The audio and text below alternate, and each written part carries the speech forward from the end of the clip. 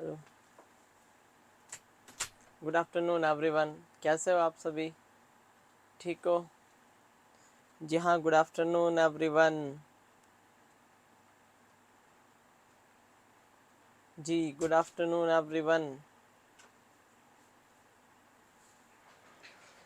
तुम लोग north side के लिए वैसे ही डिस्टर्ब हो रहे हो। बोला थोड़ी सर ने, वो एडवांस करें।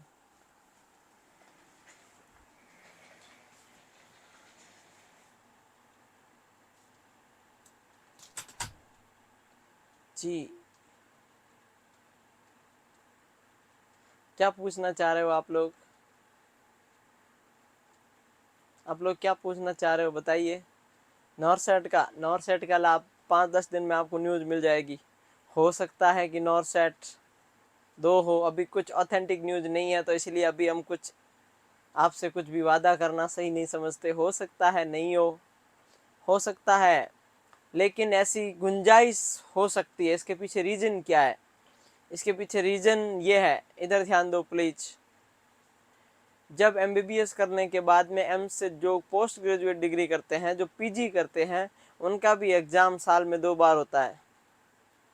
साल में 2 बार होता है। तो ऐसी बातें चल रही है, ऐसी मीटिंग हुई है, अभी प्रस्ताव रखा है ऐसी मीटिंग में। हाँ, ये बात कंफर्म है कि ऐसी बातें उठी है, वहां बोला गया है, सारे एम्स से पूछा गया है कि क्या हम 2 बार एग्जाम करवाएं तो आपको कैसा लगेगा। अब एम्स इसकी रिपोर्ट देंगे 10-15-20 दिन में। नेक्स्ट 1 महीने में एम्स रिपोर्ट देगा, लगभग 15-20 दिन में दे देगा रिपोर्ट कि हाँ साल में 2 बार होने चाहिए कि नहीं होने चाहिए, होने से बेनिफिट क्या है, नहीं होने से नेगेटिव ड्रॉबैक क्या है। तो ऐसा कुछ चल रहा है, अभी तक कोई ऑथेंटिक न्यूज नहीं है। अगर 2 बार हुआ तो एक तो होगा जून लास्ट में, एक होता जनवरी फर्स्ट वीक में, अगर होगा। अगर ऐसा हुआ तो अभी ऐसा कुछ भी नहीं है, अभी सिर्फ पूछा गया है। जितने भी एम्स की जो डायरेक्टर की एडमिनिस्ट्रेशन बॉडी होती है, उनसे ये पूछा गया है। हो सकता है होगा कि नहीं होगा, किसको पता है, किसी को नहीं पता है। अपन लोग अभी आइडिया लगा रहे हैं, क्या पता नहीं होगा, पता चल जाएगा थोड़े दिन में। अगर 2 बार होता है तो आप लोगों को लॉस है। अगर एग्जाम 2 बार होता है तो आप लोगों को लॉस है, जो कंपटीशन की प्रिपरेशन कर रहे हैं। अगर 1 बार होता है तो आप लोगों को कंपेरेटिवली बेनिफिट है। जैसे एग्जांपल के लिए आप समझो एक बात, मान लो टोटल वन ईयर में 6000 सीट वैकेंट होती है, और अगर एग्जाम 2 बार होता है तो यहां पर भी 3000 वैकेंसी आएगी, यहां पर भी 3000 आएगी। तो जिसकी रैंक मान लो 3500 आएगी, उसका सिलेक्शन नहीं होगा। इस एम्स में भी उसका 3500 आ गया जून वाले में, और इस जनवरी दिसंबर वाले में भी 3500 रैंक आ गई, दोनों ही बार बंदा रह गया। और अगर 6000 वैकेंसी आती है और आपकी रैंक आती है 3500, तो आपका सिलेक्शन हो जाएगा। तो जो लोग बहुत नजदीक से रह जाते हैं 2-3 नंबर से, उनको लॉस होगा। जो ही कोई भी नोटिफिकेशन आएगा हम आपको बता देंगे। अभी कुछ भी नहीं है, अभी कुछ भी ना सोचे, अभी ऐसे ही सोचे जैसे सितंबर में नॉर्थ सेट है। अभी ऐसे ही पढ़ाई करें, मस्त पढ़ाई करें, कंटिन्यू पढ़ाई करें। अभी कुछ ऑथेंटिक न्यूज नहीं है, जब तक न्यूज नहीं है हम लोग कुछ भी नहीं बता पाएंगे। जब तक न्यूज नहीं है हम कुछ भी नहीं बता पाएंगे। हमारे पास किसी प्रकार का कोई इन्फॉर्मेशन हमने सुना नहीं है। होगा तो बता देंगे, नहीं होगा तो नहीं बताएंगे। देखते हैं क्या होता है, वेट एंड वॉच। चलो, कल हम पढ़ रहे थे ट्यूबेक्टोमी। ट्यूबेक्टोमी में फीमेल स्टरलाइजेशन का मतलब होता है tubectomy. The most popular permanent contraceptive method in the female. Family planning का पर्पज क्या हो सकता है फैमिली प्लानिंग का? मेडिको सर्जिकल, मान लो कोई फैलोपियन ट्यूब कोई रैप्चर हो गई, जैसे कि एक्टोपिक प्रेगनेंसी, तो भी क्या करना पड़ सकता है? हो सकता है फैलोपियन ट्यूब को हटाना पड़े, लाइगेट करना पड़े, कुछ भी करना पड़े। तो मेडिकल सीजर ऐसे सर्जिकल इंडिकेशन भी हो सकता है। उसके बाद कब करना होता है ऑपरेशन, आपको बेसिक पता है। आईयूसीडी कब इंसर्ट करते हैं? जैसे किसी का मेंस्ट्रुएशन साइकिल 28 डेज का है, पहले 4 से 5 दिन ब्लीडिंग रहती है, इन 5 से इन 5 मतलब 6 से लेके 10 दिन के बीच में। ओवुलेशन कब होगा? इसके 14 दिन पहले 14 को, ओवुलेशन से भी 4 दिन पहले, इन बीच में मतलब पहले 10 दिन में, और ब्लीडिंग के बाद तो लगभग 5 से 10 दिन, just after menstruation period in the proliferative phase. ये भी आपको पता है। अब देखो, इतना लिख लिया होगा आपने, कल इतना कल लिख लिया था आपने।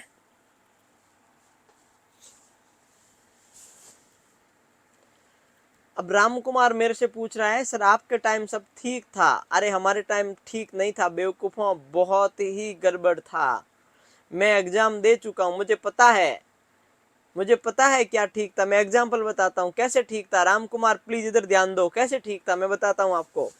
अगर मान लो कोई एम्स है, जैसे कि एम्स रायबरेली, वैकेंसी निकालेगा तो 20 पोस्ट निकालता था।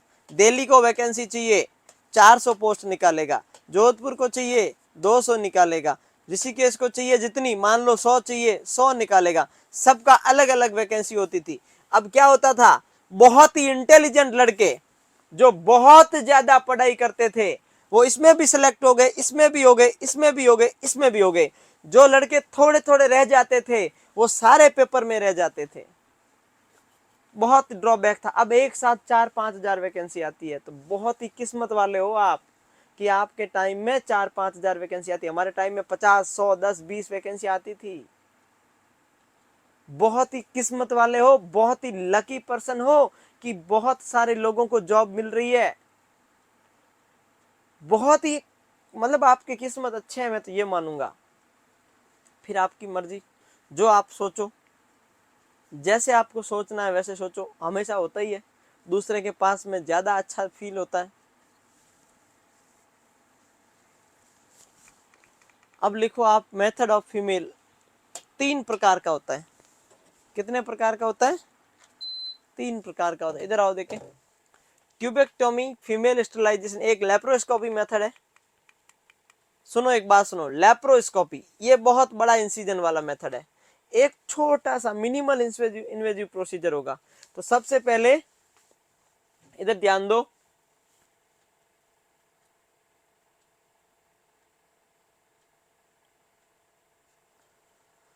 इधर ध्यान दो। आप पहले बातें कम करो, आप इधर ध्यान दे दो ताकि मैं समझा दूं आपको।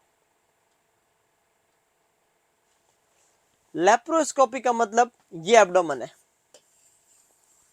एब्डोमेन में यूट्रस, यूट्रस में फैलोपियन ट्यूब, ये लो फैलोपियन ट्यूब, ये सर्विक्स। अब देखो इधर ध्यान दो, ये फैलोपियन ट्यूब, ये ओवेरी।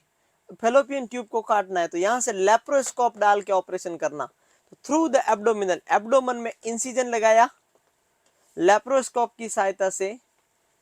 6 वीक के अंदर अंदर नहीं करना होता है। ऑपरेशन से पहले क्या करते हैं हम लोग, एक तो पैथिडीन देते हैं, एक फिनार्गन देते हैं, एक एट्रोपिन देते हैं। 1 घंटा पहले देते हैं। क्यों देते हैं? तीनों का ही पर्पज है।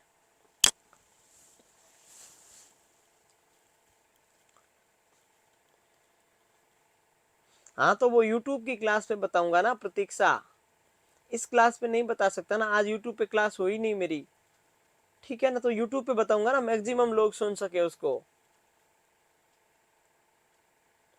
आप एक बात को समझो ना, आप यहाँ पे कितने स्टूडेंट हो, 400-500 स्टूडेंट हो, यूट्यूब पे स्टूडेंट कितने होंगे?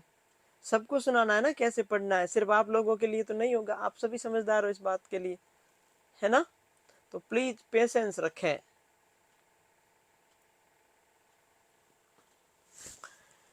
3 ड्रग देते हैं, पैथिडिन पेन के लिए, फिनार्गन सेडेशन के लिए, एट्रोपिन जीआईटी का सिक्रेशन कम करने के लिए। टू डिक्रीज जीआईटी सिक्रेशन, जिससे मरीज एस्पिरेट नहीं करेगा। क्योंकि ये क्या है, एट्रोपिन एंटीकोलिनर्जिक है।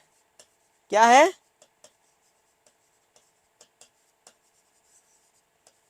आपको पता ही होगा एंटीकोलिनर्जिक क्या होता है। आपको पता होगा क्या कि एंटीकोलिनर्जिक क्या होता है? पता है कि नहीं पता है?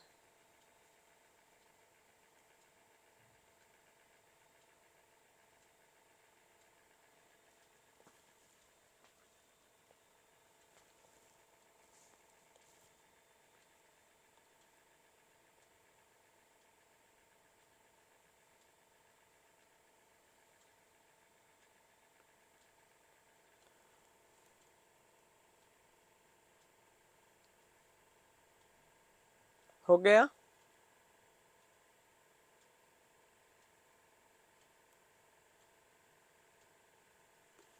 इतना आ गया समझ में। अब एब्डोमेन में मान लो ये यूट्रस है, ये फेलोपियन ट्यूब है, तो जब यह स्कोप लगाएंगे तो यहां पर भी तो लोकल सेडेशन देंगे, तो लिग्नोकेन दिया जाता था। कौन सा? लिग्नोकेन। लोग 1% जस्ट अंडर अम्बलाइकस, ये भी देना पड़ेगा।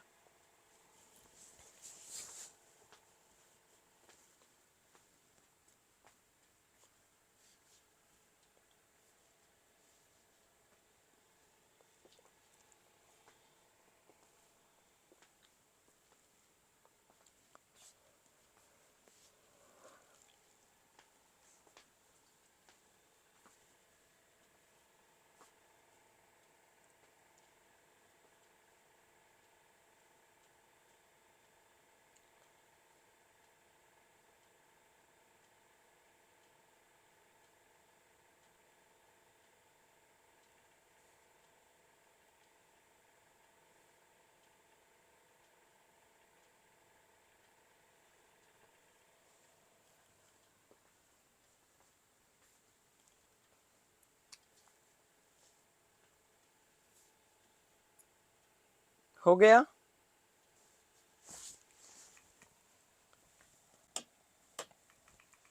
Next position. अब आपको पता है कि फेलोपियन ट्यूब पेल्विक रीजन में होता है। ये मरीज ऐसे सो रहा है, इसको बोलते हैं सुपाइन। ये मरीज का पैर है, ये मरीज का हेड है। पैड है और ये हेड है। अगर इस बेड को मैं ऐसे कर दूं, हेड नीचे आ जाए, पैर ऊपर चला जाए, उसको बोलते हैं ट्रेंडलेनबर्ग पोजीशन। कौन सी पोजीशन? क्यों?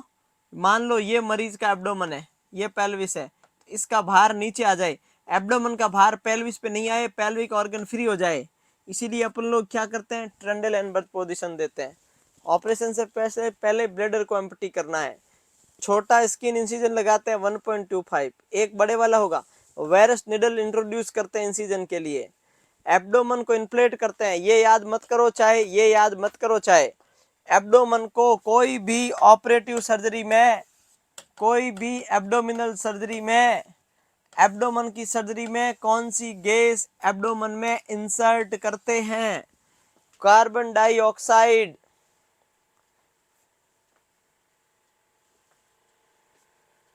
Carbon dioxide.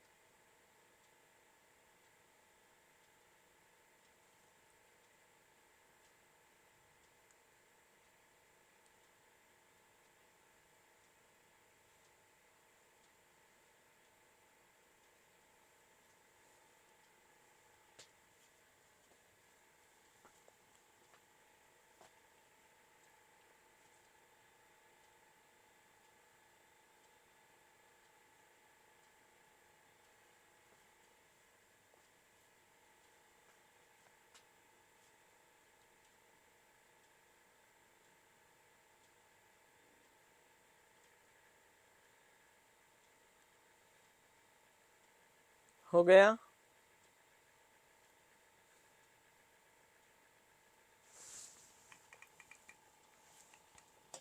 जब आप फेलोपियन, ये यूट्रस है, ये फेलोपियन ट्यूब है, जब आप इसको इंसिजन लगाओगे, इसको लाइगेट करोगे, तो स्पेशल टाइप की रिंग यूज लेते हैं। उस रिंग का नाम होता है क्लिप और फिल्सी क्लिप, जो टाइटेनियम की बनी होती है, जिसको हुल्का क्लीमेंस बोलते हैं या फिल्सी क्लिप बोलते हैं। याद रखना चाहो तो रख सकते हो कि फेलोपियन ट्यूब को हम जब लाइगेट करते हैं तो कौन सा क्लैंप यूज करते हैं, क्लैंप का नाम क्या है? याद करना चाहो तो कर सकते हो। उसका नाम होता है, स्लास्टिक की रिंग होती है, टाइटेनियम की बनी होती है, जिसको हुल्का क्लिपेन या फिर फिल्सी रिंग बोलते हैं। याद करना पड़ेगा आपको, अगर करना चाहो तो कर लो, कोई मुश्किल नहीं। हो गया याद।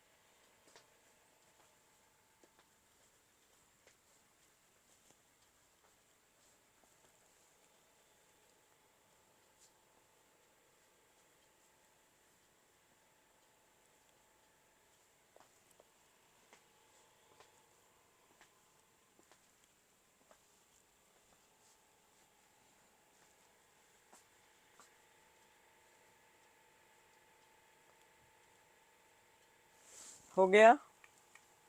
अब देखो नेक्स्ट, अब करते कैसे ऑपरेशन। ट्यूब के प्रोक्सिमल और मिडिल थर्ड से उसको एलिज फॉरसेप्स से पकड़ेंगे। पहली बात, जैसे ये यूट्रस है,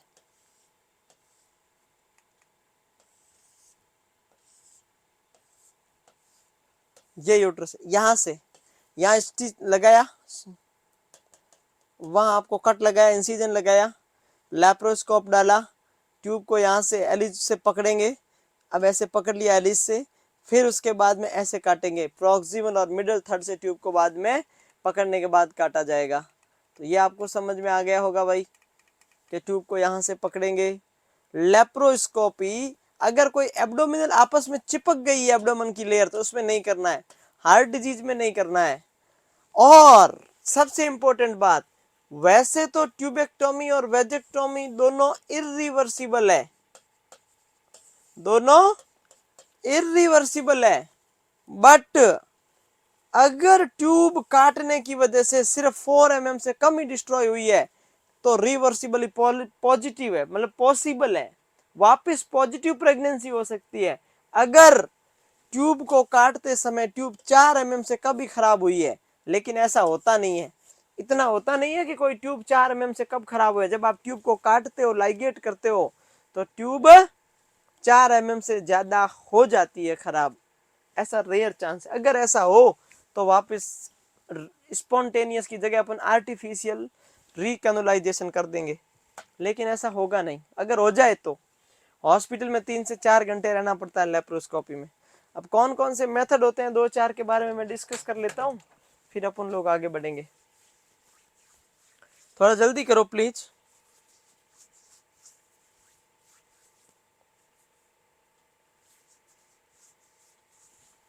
थोड़ा जल्दी करो।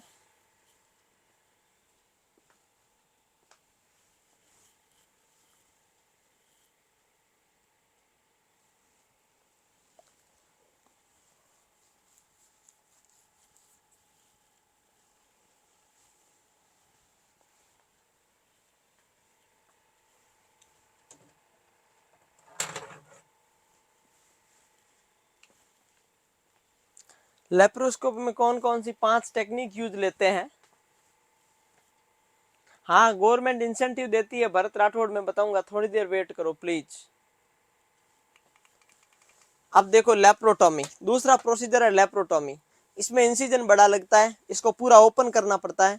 वो लेप्रोस्कोपी में 1.25 सेंटीमीटर का इंसिजन लगता है, स्कोपी में, लेप्रोटॉमी में 2.5 सेंटीमीटर का इंसिजन लगता है। इसका मतलब ये बड़ा है।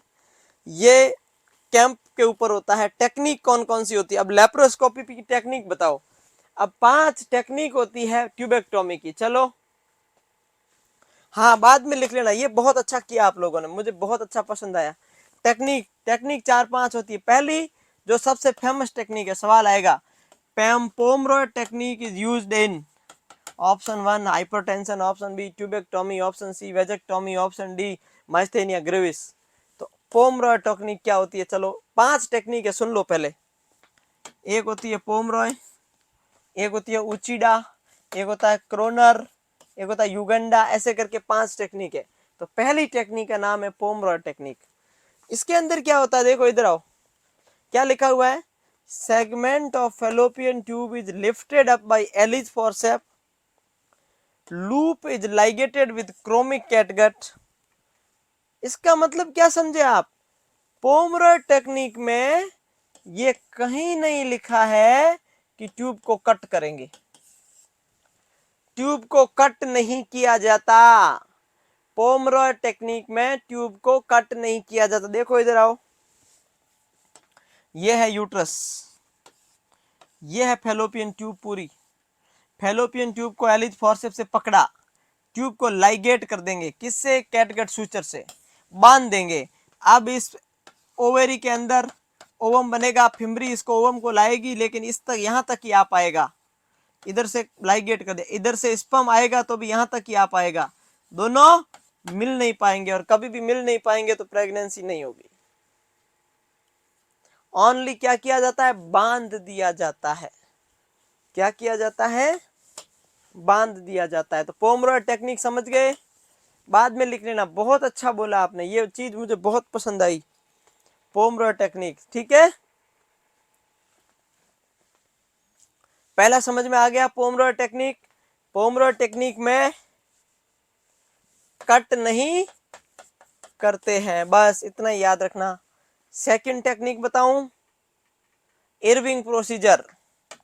इरविंग प्रोसीजर में क्या करते, देखो ट्यूब को कट करेंगे पूरा अच्छी तरीके से, कट भी करेंगे और फिर उसके बाद बचे हुए पार्ट को एक्सरसाइज करके निकाल देंगे। तीसरा है मेडलेनर प्रोसीजर। मेडलेनर प्रोसीजर में क्या करेंगे, ट्यूब को आर्टरी से पूरा क्रश करेंगे, ट्यूब को आर्टरी से पूरा क्रश करेंगे, ब्लड सप्लाई को अल्टर कर देंगे, टाई कर देंगे बट काटेंगे इसमें भी नहीं। ट्यूब को क्रश करेंगे बट काटेंगे इसमें भी नहीं। ये हो गया मेडलेनर, इसमें कट करते हैं, इरविंग प्रोसीजर में कट करते हैं। अब छोटा छोटा याद करो ना, पोमरॉय में नॉट कट, इरविंग में कट, मेडलेनर में कट नॉट कट। हो गया, एक और बच गया, उचिडा टेक्निक बच गई बस।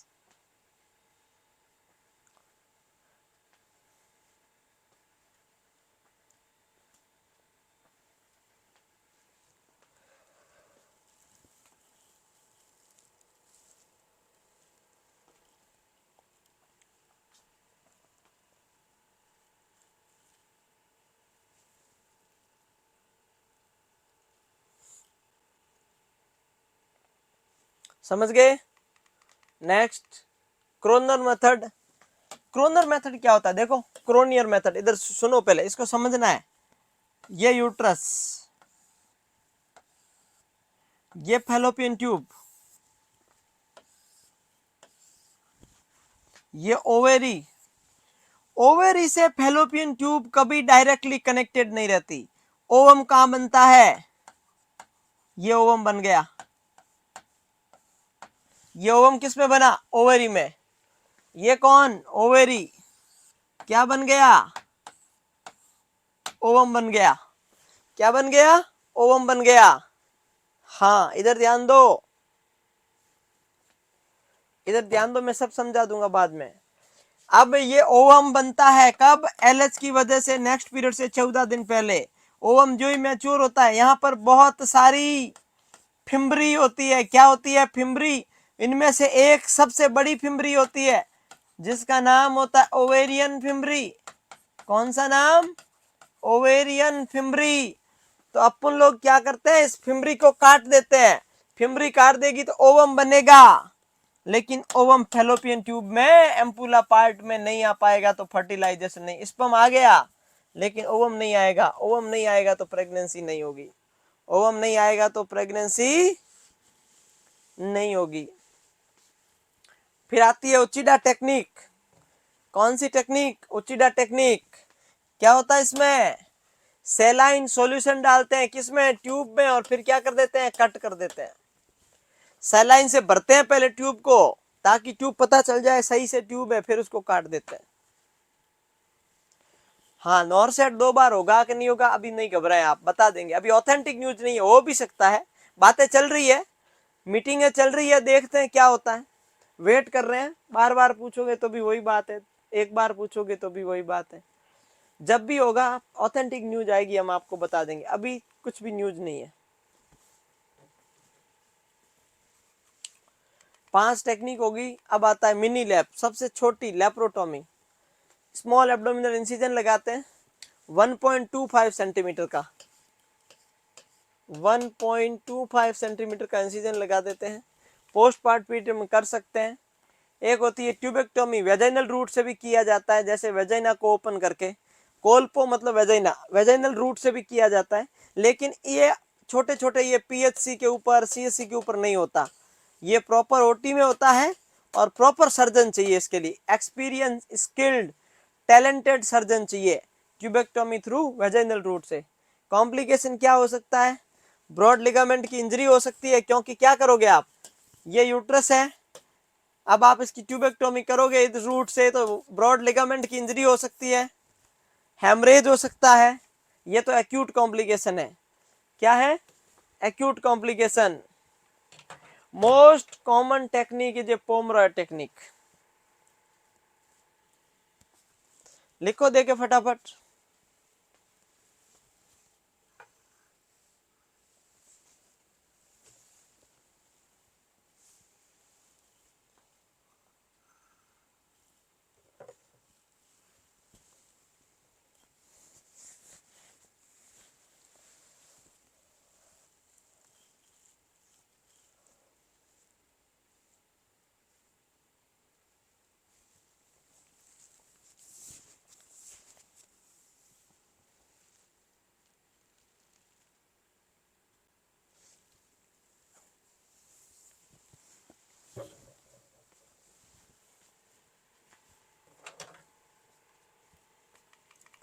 अब देखो क्रोनिक, देखो वेजाइनल ट्यूबेक्टोमी के दो कॉम्प्लिकेशन, एक्यूट के अंदर क्या हो सकता है, हेमरेज या ब्रॉड लिगामेंट इंजरी। क्रोनिक में क्या हो सकता है, डिस्पायरियूनिया, डिस्पायरियूनिया हो सकता है। क्या हो सकता है, डिस्पायरियूनिया। अब ट्रांस सर्वाइकल स्टेलाइजेशन कौन कौन से मेथड है ये देख लो, ये कुछ ये ऐसे आर्टिफिशियल कुछ रखते हैं इसके अंदर, ठीक है, वेरी गुड, बहुत बढ़िया। डिस्पायरियूनिया हो गया कॉम्प्लिकेशन वेजाइनल का। अब आते हैं दो,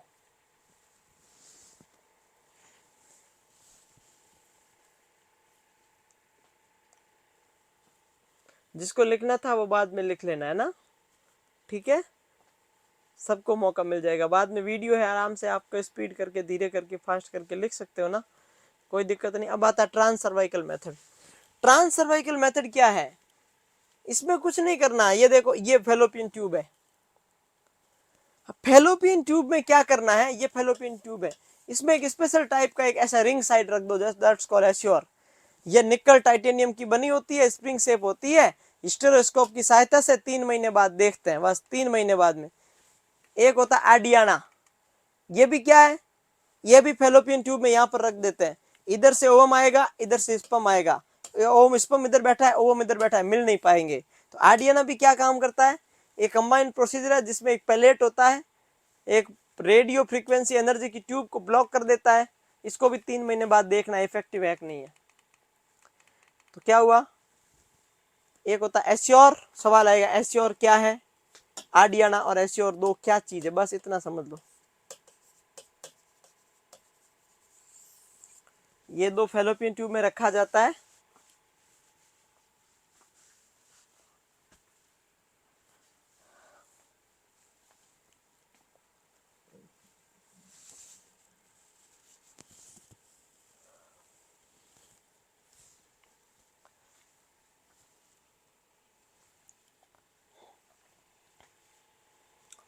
कोई फास्ट नहीं हो रहा, एकदम धीरे धीरे लिखवा रहा हूं, ऐसे मत करो।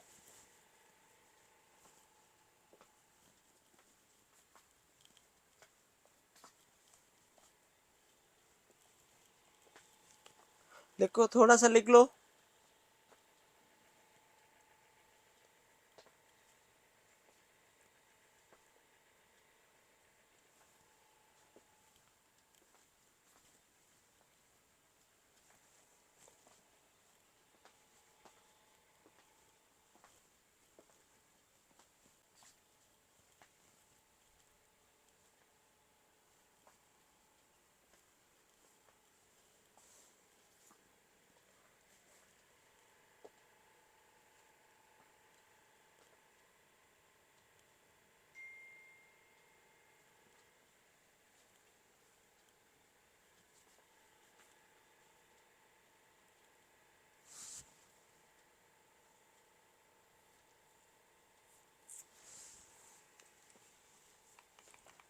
नेक्स्ट लिखो आडियाना। ये क्या है, रेडियो फ्रीक्वेंसी सिलिकॉन का पैलेट होता है, इसके अंदर फेलोपियन ट्यूब में डाल दिया, देखो फेलोपियन ट्यूब में डाल दिया। ये यूट्रस है, ये ओवेरी है। अब क्या होगा, ये इधर से, अब इसको जूम करके दिखाया, ये स्पर्म पड़ा, ये ओवम पड़ा। अब दोनों मिल नहीं सकते क्योंकि बीच में क्या रख दिया, आडियाना रख दिया।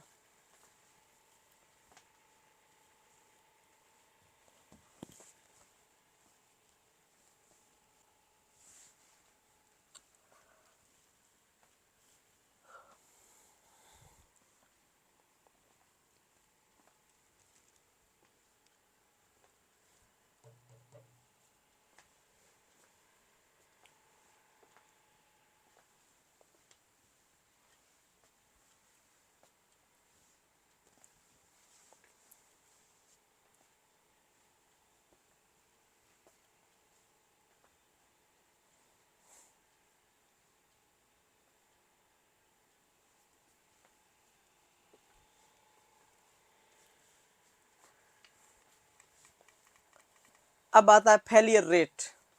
फेलियर रेट के लिए कौन सी इंडेक्स, पर्ल इंडेक्स, बस सबसे इंपॉर्टेंट सवाल। यहीं से आपसे नॉर्थ सेट में सवाल पूछेगा, क्या पूछेगा, पर्ल इंडेक्स क्या होती है? चलो इस पहला फॉर्मूला लिखो फिर समझाता हूं। ये पर्ल इंडेक्स का फॉर्मूला है, पहले लिख लो फिर समझाता हूं। पर्ल इंडेक्स का दूसरा नाम होता है 100 वुमेन ईयर इंडेक्स, HWI। क्या नाम है? 100 women year index. Pearl index का फॉर्मूला, पहली बात, पर्ल इंडेक्स किसके लिए होती है? To check the effectiveness of contraceptive.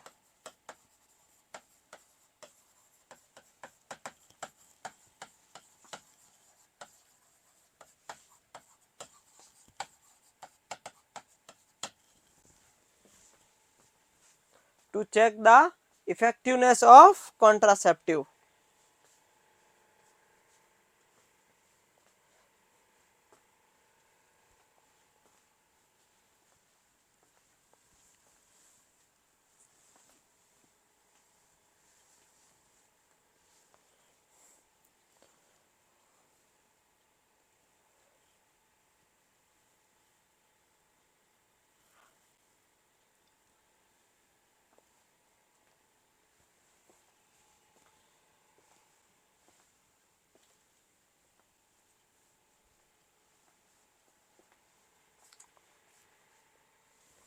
Pearl index बहुत इंपॉर्टेंट है। अब कैसे पता चलेगा इसको?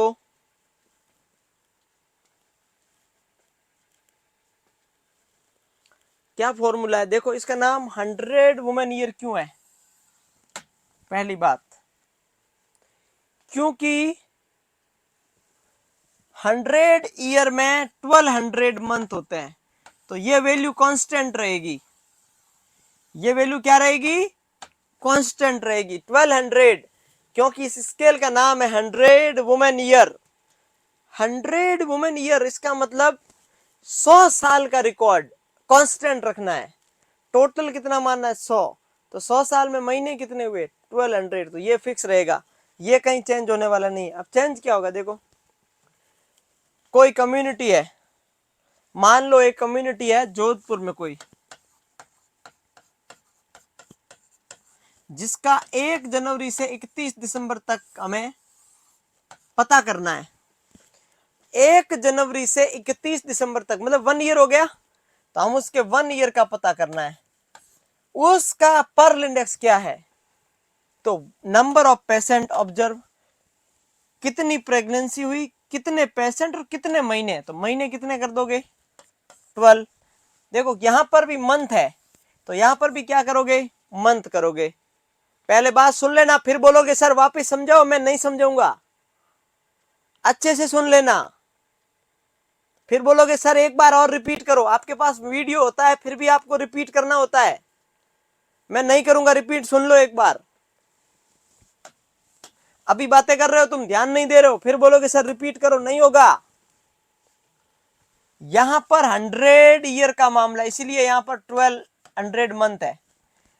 तो यहां पर कितने महीने के लिए यूज किया गया वो लगेगा। क्वेश्चन में लिखा हुआ आएगा, मैं करवा दूंगा। कितने पेशेंट के ऊपर चेक किया गया, उनमें से कितनी प्रेग्नेंट हो गई। तो फॉर्मूला क्या है?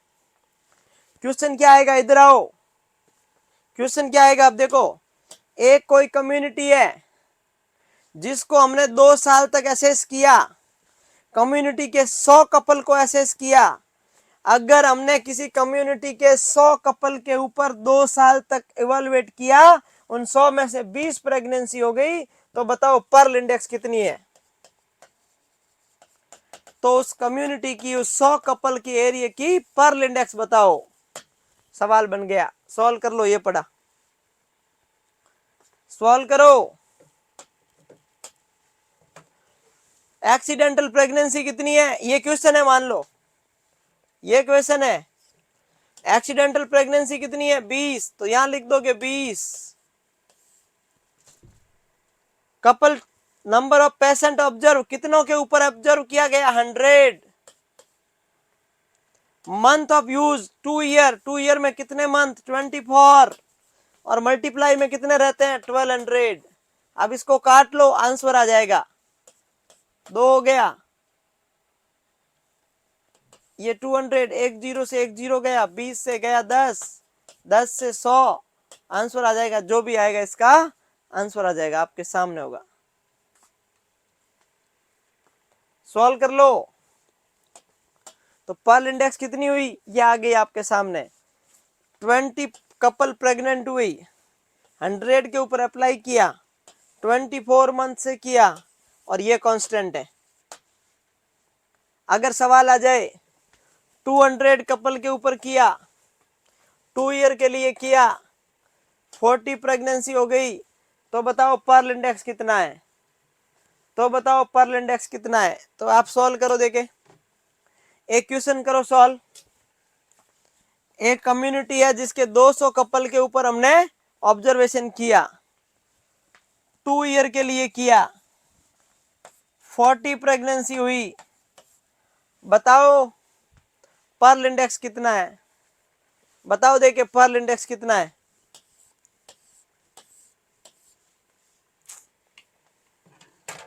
जल्दी बताओ पर्ल इंडेक्स कितना है, मैंने क्वेश्चन दे दिया,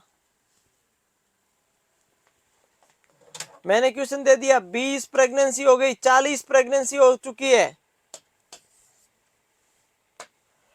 कितनी हो गई 40 प्रेगनेंसी, 2 ईयर 12 200। देखो आंसर सुनो, 2 ईयर को 2 मत लिख देना, यहाँ पर 2 ईयर में मंथ लिखना है, क्योंकि यहाँ पर भी मंथ है। तुम लोग बेवकूफ हो, तुम्हें कितना भी समझाए तुम क्या क्या गलती करते थे, तो सुन लो। अब देखो ये राहुल कुमार बोल रहा है 100 आंसर आ गया, कैसे आ गया 100? तुम लोग हो 1.5 इंटेलिजेंट, मैंने क्या बोला गलती करोगे, 2 साल का बोला तो यहाँ 2 थोड़ी लिखोगे, मंथ लिखने हैं। 2 साल में मंथ कितने होते हैं, 24 होते हैं। तुम लोग गलतियां करते रहो, तुम्हें चाहे कितना भी समझाए तुम गलतियां ही करोगे। मैंने बोला ये मत लिखना, फिर भी वही लिख रहे हो, समझ में आएगा।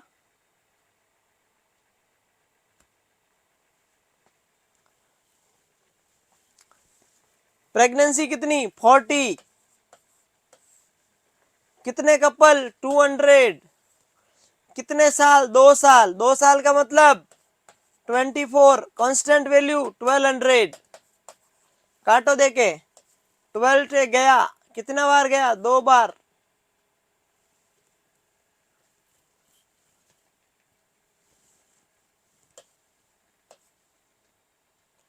2 से 40 कितना हो गया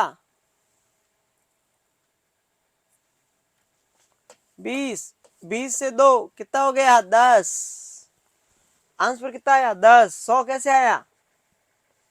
अब किसी का 3.5 आया, देखो काजल सक्सेना, मिटा दिया, काजल ने मिटा भी दिया 3.5 तुरंत।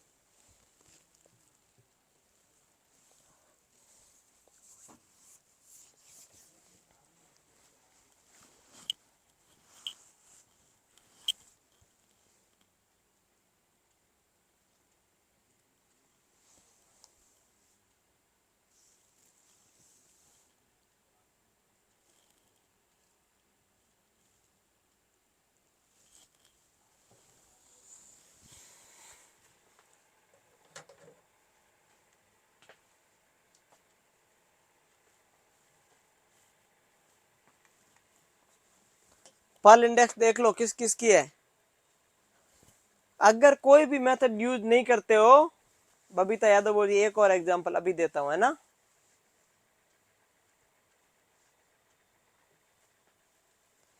कोई मेथड यूज नहीं करते हो तो पर्ल इंडेक्स 85% रहेगी। Natural 25, withdrawal 27, lactational 2%, condom 15, female condom 21, diaphragm 16,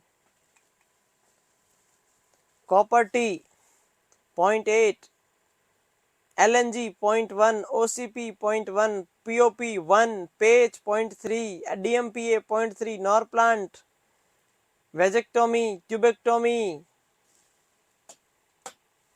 भाई एक ये लिख लो, फिर एक एग्जांपल और देता हूं। कोई बात नहीं काजल, डोंट वरी।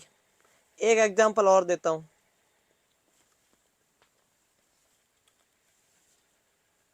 ये लिखो, फिर एक एग्जांपल और देता हूं।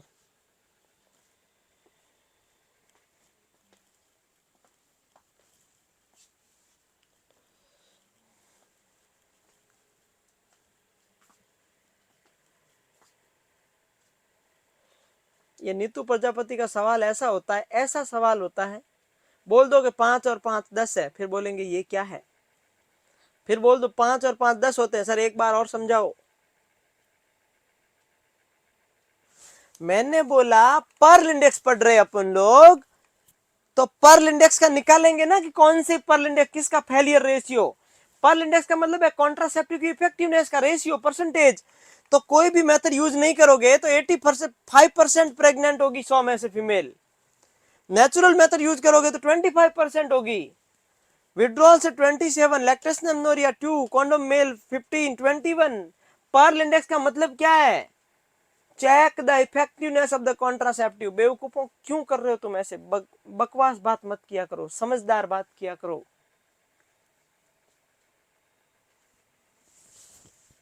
समझदार बात किया करो, सभी अच्छे लोग हो तुम।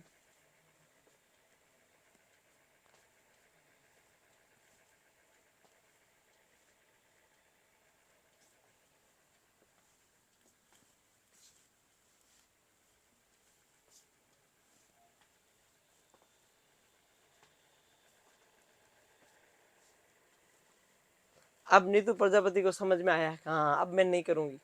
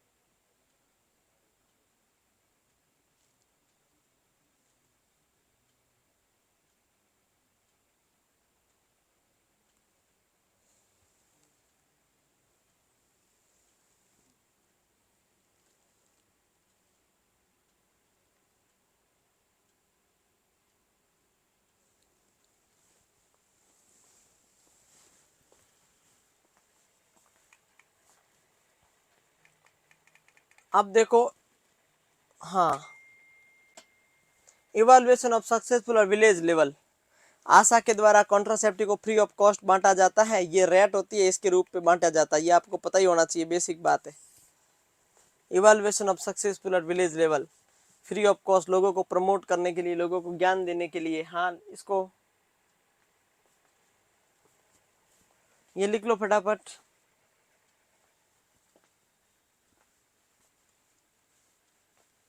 इसमें कुछ नई बात है, सवाल नहीं आ सकता कि होम डिलीवरी किसके द्वारा कॉन्ट्रासेप्टिव की होम डिलीवरी या कॉन्ट्रासेप्टिव का प्रमोशन किया जाता है। आशा के द्वारा किया जाता है। कैसे करती है? 1 रुपए में 3, 1 रुपए में 1 किट, 2 रुपए में इमरजेंसी कॉन्ट्रासेप्टिव पिल। ईसीपी का मतलब क्या है? इमरजेंसी कॉन्ट्रासेप्टिव पिल। ये आशा फ्री ऑफ कॉस्ट देती है सब, मतलब इतनी कम रेट में देती है emergency contraceptive pill.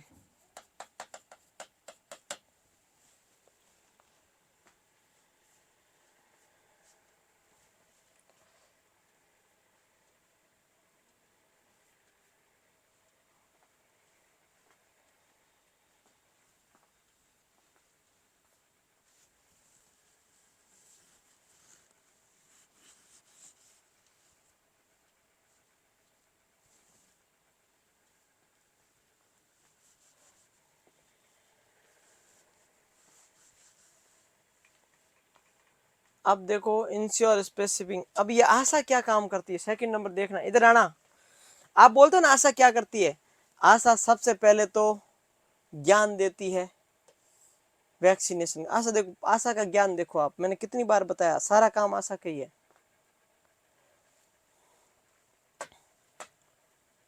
Newly married couple ensure space of 2 year after marriage, शादी के 2 साल तक कोई बच्चा नहीं होना चाहिए, इसको अच्छा फैमिली प्लानिंग का मेथड माना गया है। और दूसरा बच्चा 3 साल के गैप से होना चाहिए। कितने गैप से होना चाहिए, 3 साल के गैप से होना चाहिए। अगर ऐसा होता है, देखो एक कपल है एक्स, एक कपल है वाई, इनकी होती है शादी, पहला बच्चा अगर 2 साल बाद होता है, शादी के 2 साल बाद होता है, इसका मतलब आशा को कितने रुपए मिलेंगे, 500 रुपये मिलेंगे। किसके लिए, कि भाई बच्चा 2 साल लेट हुआ, और दूसरा बच्चा 3 साल बाद होता है पहले बच्चे से, तो आशा को फिर कितने रुपए मिलेंगे, 500 रुपये। तो आशा उसको घर घर जाके मोटिवेट करेगी, ए भाई क्या कर रहे हो तुम लोग, ध्यान रखना है ना, ये मेथड अच्छा है, ये बैरियर मेथड है, ये प्रोटेक्शन है, ये केमिकल है, ये हार्मोनल है, ये आयुसीडी है, वो है, ये है। पहला बच्चा शादी के 2 साल बाद होता है, आशा को 500 रुपये मिलता है कि तूने लोगों को मोटिवेट किया, बहुत बढ़िया किया आशा, वेरी गुड।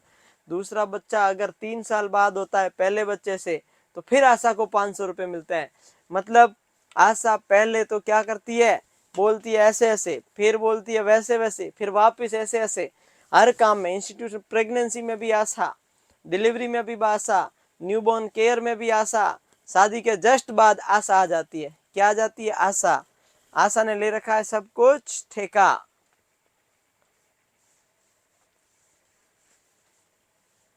आशा को मिल गए कितने, 500। बच्चे किसके हुए, उन लोगों के। आशा को ऐसे ही देखो, अगर आशा को 1000 रुपये मिलेगा, अगर कोई कपल शादी के 2 साल 2 बच्चों के बाद में ट्यूबेक्टोमी या वेजेक्टोमी करवाता है, कितने,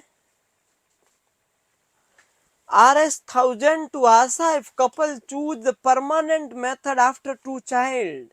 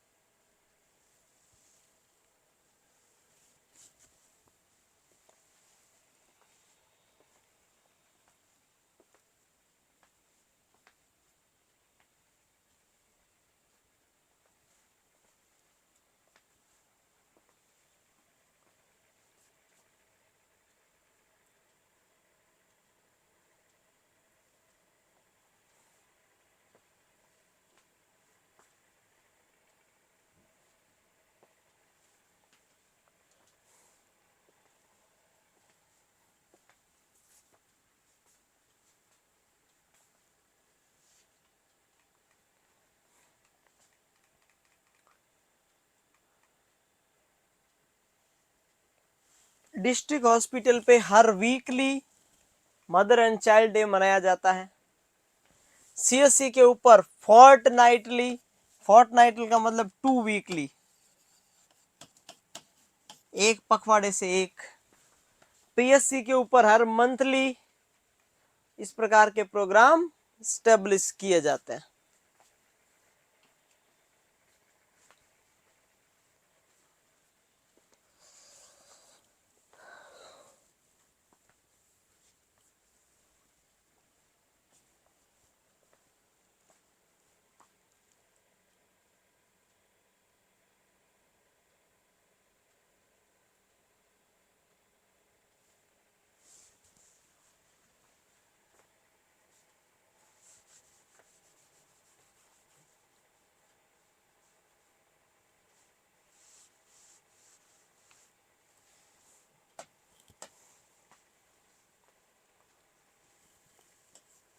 फोर्टनाइट का मतलब होता है 14 दिन।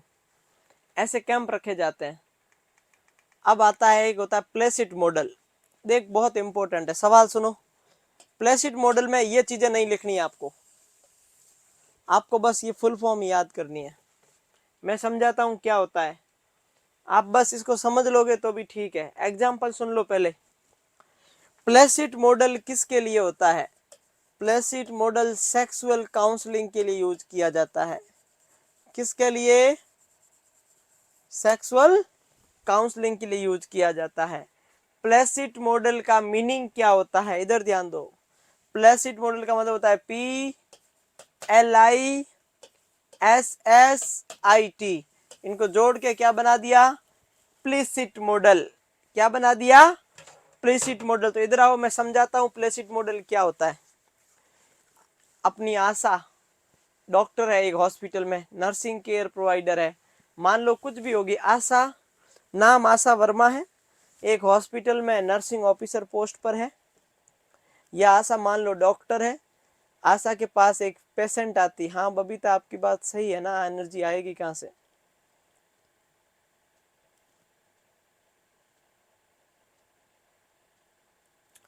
इधर ध्यान दो पहले। क्या करना है इसमें? एक कोई डॉक्टर है जिसका नाम है आशा, उनके पास में एक पेशेंट आता है, उसको कोई प्रॉब्लम है, कोई सेक्सुअल इश्यू हो सकता है, कोई इश्यू है उसको, मान लो सेक्सुअल काउंसलिंग करवाने आए हैं, ठीक है। तो बबीता नाम की डॉक्टर है, उनके पास में एक पेशेंट आती है जिसका नाम है नाज। क्या नाम है? नाज। तो बबीता डॉक्टर है, नाज पेशेंट है। नाज डॉक्टर के पास आती है, नाज बबीता के पास आती है, और बबीता बोलती है हाँ बैठो बताओ। तो नाज बोलती है मैम बोल बैठूं कैसे? तो पर्सनल चैम्बर होना चाहिए, प्राइवेट चैम्बर होना चाहिए। होना चाहिए कि नहीं होना चाहिए? कॉन्फिडेंशियलिटी को मेंटेन करना होना चाहिए, प्राइवेसी होनी चाहिए। क्या होनी चाहिए? प्राइवेसी होनी चाहिए।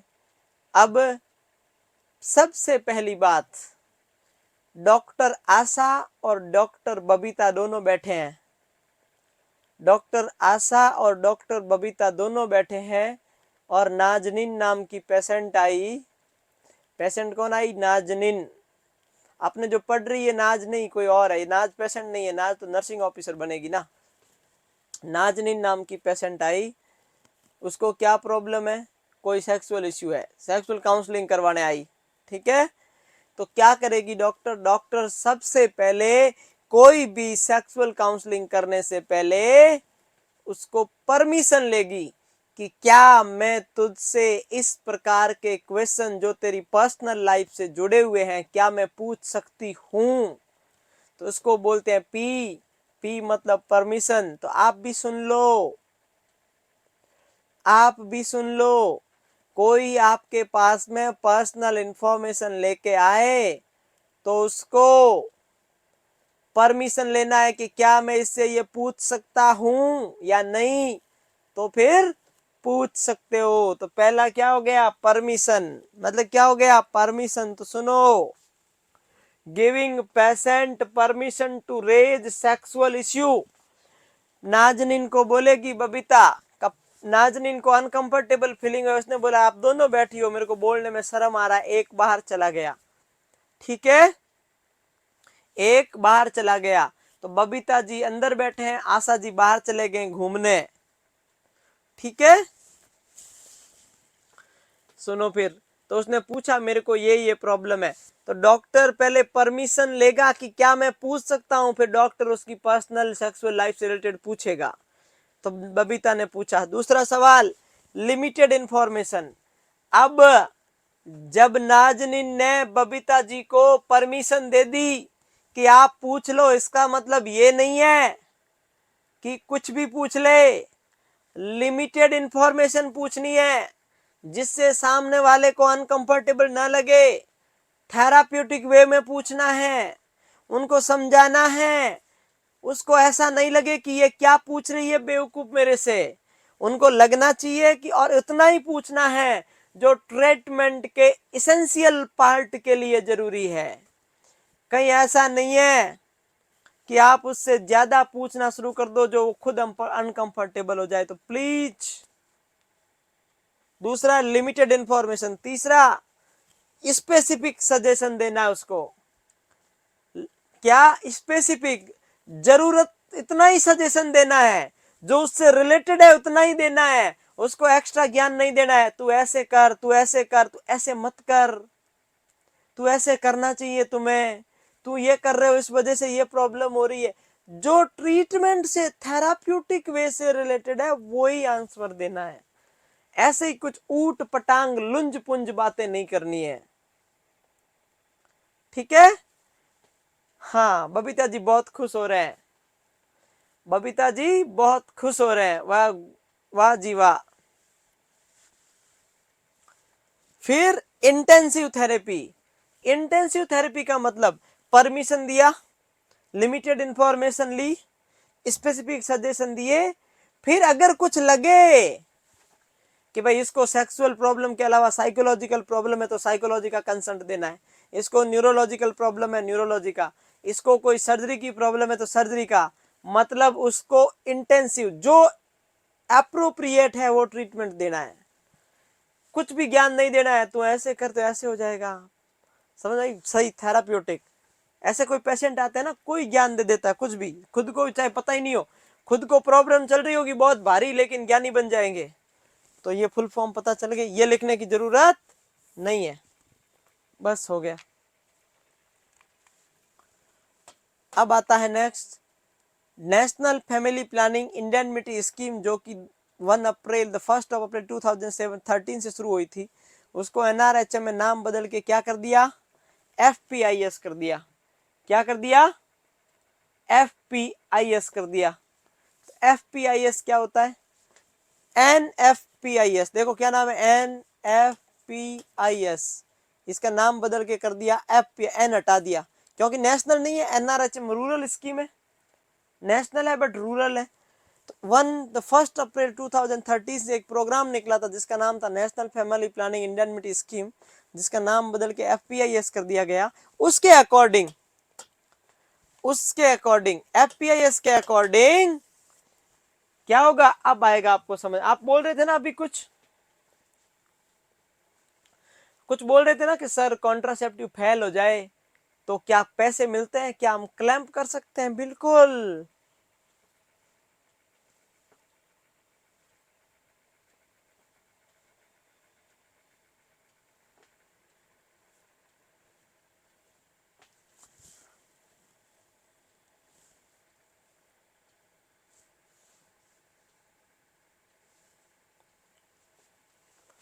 अब इसके अकॉर्डिंग क्लेम, क्लेम लो भाई, तो क्लेम ले ले, ये लो।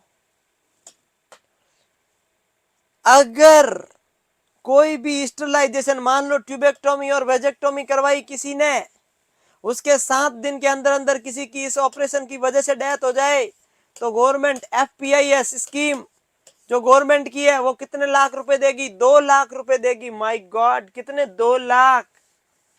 भगवान ना करे किसी को 2 लाख लेने की जरूरत पड़े, क्यों लेना पड़ेगा।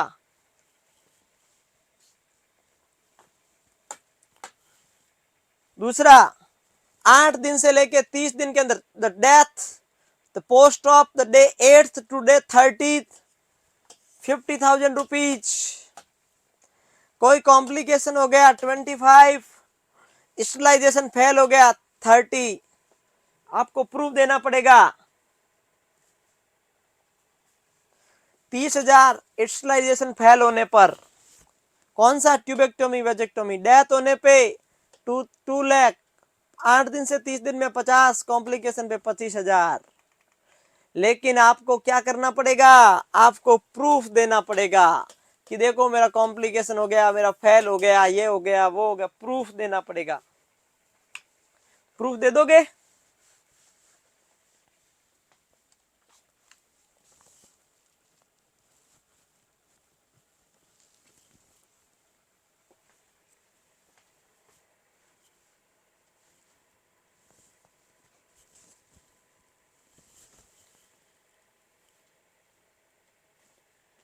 यही तो कह रहा हूं, 2 लाख की किसी को जरूरत नहीं होनी चाहिए बस।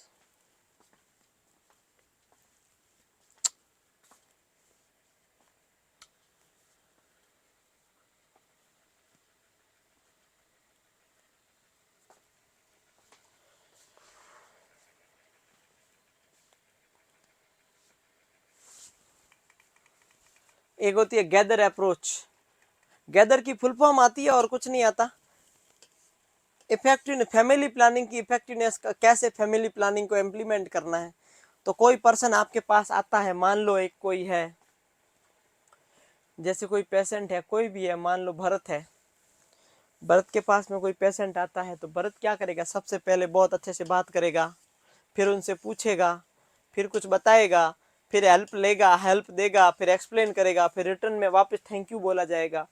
तो गैदर अप्रोच क्या होती है, कोई भी काम करते हैं तो सबसे पहले greet, ask, tell, help, explain, return, ऐसे भी याद कर सकते हो।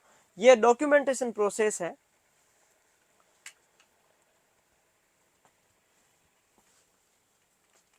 हो गया, तो आपका फैमिली प्लानिंग खत्म। फैमिली प्लानिंग क्या हो गया, ये टॉपिक हो गया खत्म। फेलियर में 30,000 थे ना। अब लिखो नेक्स्ट। कौन सा टॉपिक पढ़ना बाकी है, खूब सारे पढ़े हैं, देखते हैं कौन सा।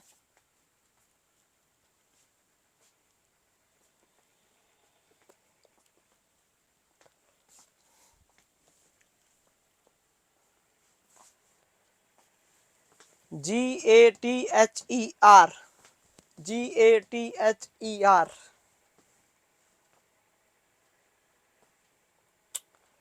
हो गया क्या?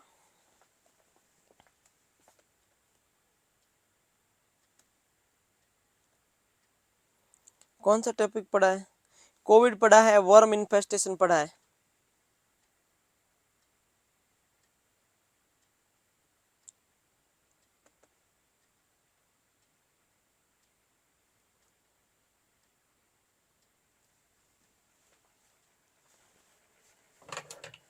चलो नेक्स्ट हेडिंग लगाओ, इन्वायरमेंट एंड हेल्थ।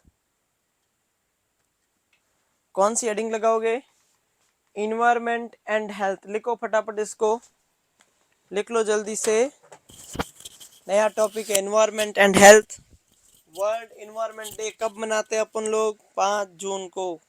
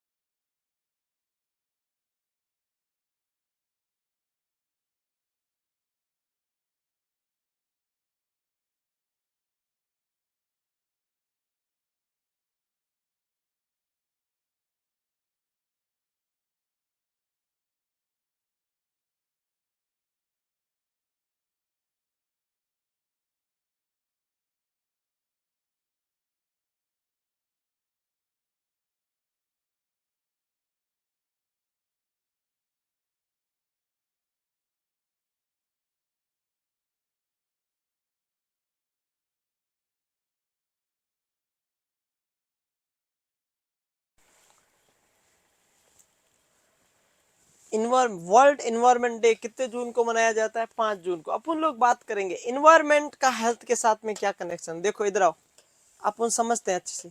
इन्वायरमेंट में एक होती है, सबसे पहला होता है पानी, जल ही जीवन है। दूसरा इन्वायरमेंट में होता है हवा। तीसरा इन्वायरमेंट होता है नॉइज। चौथा इन्वायरमेंट में होता है रेडिएशन।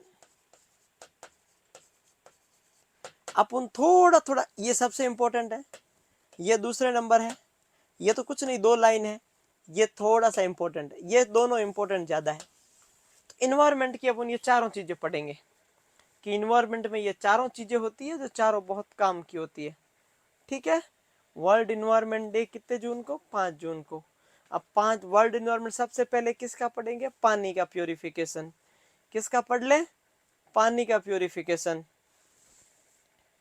कविता सुमन ने लिख भी दिया, यहाँ पर टाइप कर दिया। पानी का प्यूरिफिकेशन बेसिकली 2 टाइप से किया जाता है। कितने टाइप से किया जाता है? 2 टाइप से किया जाता है। देखो, एक तो अपने घर में, एक पूरे गांव का। अपने घर में हो गया तो छोटे लेवल पे हो गया, पूरे गांव की टंकी को बोल दिया लार्ज स्केल पे हो गया। कैसी स्केल पे हो गया? लार्ज स्केल पे हो गया। समझ गए आप लोग मैं क्या बोल रहा हूं? तो वाटर का प्यूरिफिकेशन दो प्रकार से होता है। तो पहले नंबर हेडिंग लगाओ लार्ज स्केल। वापस कौन सी हेडिंग लगाई? Large scale. वाटर का प्यूरिफिकेशन में ये सीक्वेंस याद रखो, पहले वाटर का स्टोरेज करते हैं, फिर फिल्ट्रेशन, फिर डिसइंफेक्शन। तो चलो भाई, स्टोरेज, फिल्ट्रेशन, डिसइंफेक्शन, ये सीक्वेंस याद रखना। लार्ज स्केल पे करेंगे। कैसे करेंगे अपन पढ़ते हैं। स्टोरेज में क्या करना है? कुछ नहीं करना है। तो स्टोरेज का कोई सवाल नहीं आएगा, क्योंकि स्टोरेज का मतलब है पानी को स्टोर कर दिया, बात खत्म। क्या करोगे उसमें? कुछ नहीं करना। नेक्स्ट लिखो प्योर वाटर। वाटर प्योर की definition, the definition of the pure water. Pure water की क्या क्या डेफिनेशन होती है? पहली बात, रेन वाटर को प्योर वाटर बोला गया है। किसको बोला गया है?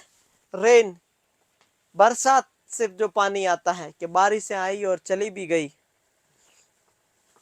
कि बारिशें आई और चली भी गई, मगर वो शख्स कभी न लौटा। क्यों? क्योंकि प्योर सिर्फ बरसात का पानी होता है और कुछ नहीं होता है। तो प्योर वाटर कौन सा होता है? एक ही, वो भी बरसात का पानी जब तक जमीन से न टकराए, जब तक हवा में रहता है तब तक प्योर है। जो ही वो जमीन पे आता है फिर वो प्योर नहीं रहता है, फिर उसको अपन लोग प्योर नहीं मानेंगे। याद रखना ये बात। अब प्योर पानी की कैरेक्टरिस्टिक क्या क्या है? प्योर पानी के अंदर कलर यूनिट 15 से कम होनी चाहिए, जिसकी नेफ्रोमेट्रिक टर्बिडिटी 1 से कम होनी चाहिए, जिसमें कैल्शियम 100 से कम होना चाहिए, जिसका पीएच इतना रहना चाहिए, जिसमें सॉलिड इतने से कम होना चाहिए, जिसमें फ्लोरीन, ये सवाल आएगा, प्योर वाटर में फ्लोरीन कितना रहना चाहिए? एकदम ओके, 0.5 से 0.8।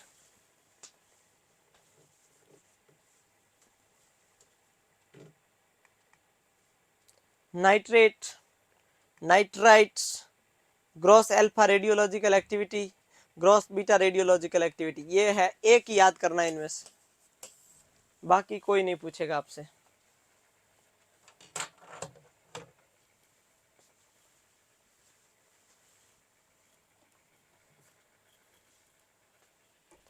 फटाफट लिखो रे।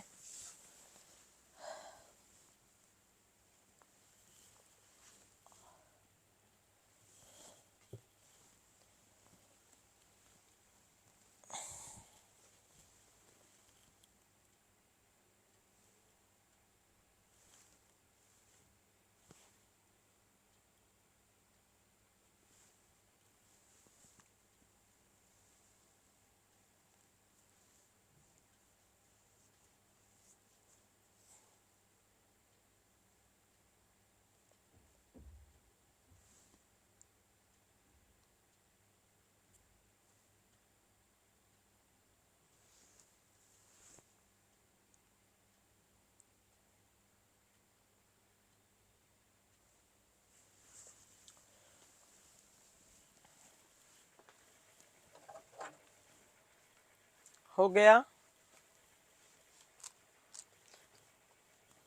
पार्ट पर मिलियन, पीपीएम का मतलब क्या होता है? पार्ट पर मिलियन।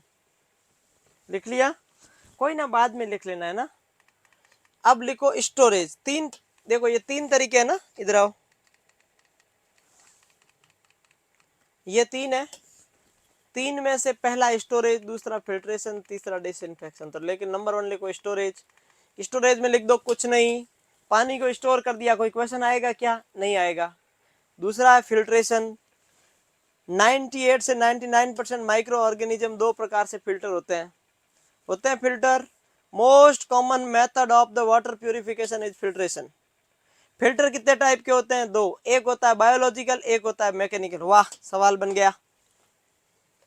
यहाँ पे दो क्वेश्चन बनाऊंगा बहुत काम के, यहाँ पे दो काम के क्वेश्चन बताऊं जल्दी।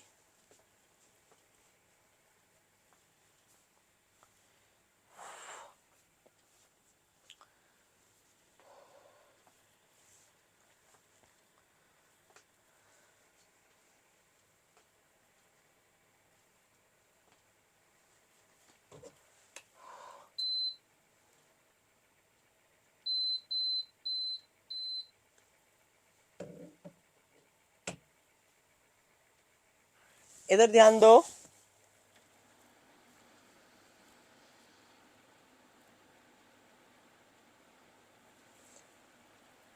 बायोलॉजिकल और मैकेनिकल फिल्टर, हाँ, एक मैकेनिकल और दूसरा बायोलॉजिकल। इधर आओ। बायोलॉजी का मतलब है स्लो सैंड फिल्टर, मैकेनिकल का मतलब होता है रैपिड सैंड फिल्टर। कौन सा? Rapid sand filter. हम दोनों के बारे में पढ़े, दोनों के बारे में पढ़े। नंबर 1 हेडिंग लगाओ बायोलॉजिकल फिल्टर।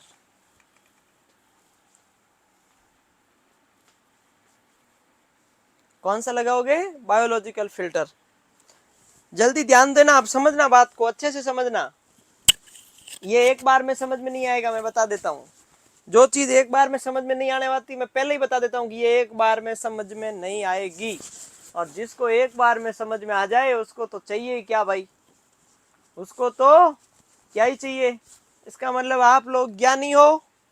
तो ज्ञानियों एक बात सुने, ये चीज आपको एक बार में समझ में आए या हो सकता है दूसरी बार आए, बट आ जाएगी। बायोलॉजिकल फिल्टर पहली बार कब यूज हुआ, सवाल इंपॉर्टेंट नहीं है। कितने एलिमेंट होते हैं? 4। अब मैं 4 एलिमेंट बनाता हूं, सुन लो। ये आपका घर है, ये लो घर, ठीक है। घर के ऊपर आपका घर है, नीचे गोरी का मकान, नीचे फूलों की दुकान, ऊपर गोरी का मकान। ये लो ऊपर मकान है, ठीक है जी। ये नीचे कोई शॉप है, ठीक है। ये किसी का रूम है। ये यहाँ पे वॉश बेसिन है और यहाँ पे टंकी लगा रखी है आपने। क्या लगा रखी है? पानी की टंकी। मैं इसको कोरिलेट करता हूं, प्लीज ध्यान दें। मैं 2 बार क्या 5 बार समझा दूंगा, समझने वाला चाहिए। ये ऊपर पानी की टंकी है तो मैं इसको कोरिलेट करता हूं। ठीक इसमें भी ऐसे ही होगा, जैसा पानी की टंकी से इस गोरी के मकान में पानी कैसे आता है वैसे ही आएगा। चलो, ऊपर फूलों, नीचे फूलों की दुकान, ऊपर गोरी का मकान। गोरी के मकान के ऊपर है टंकी।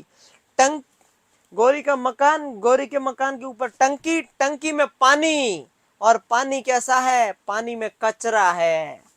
पानी में क्या है? कचरा है, क्योंकि ढक्कन खुला रह गया, ऊपर से कचरा आ गया। आ गया कचरा। तो ठीक वैसे ही इधर होगा आपके सामने। ये पड़े 4, ये पड़े 4 तरीके।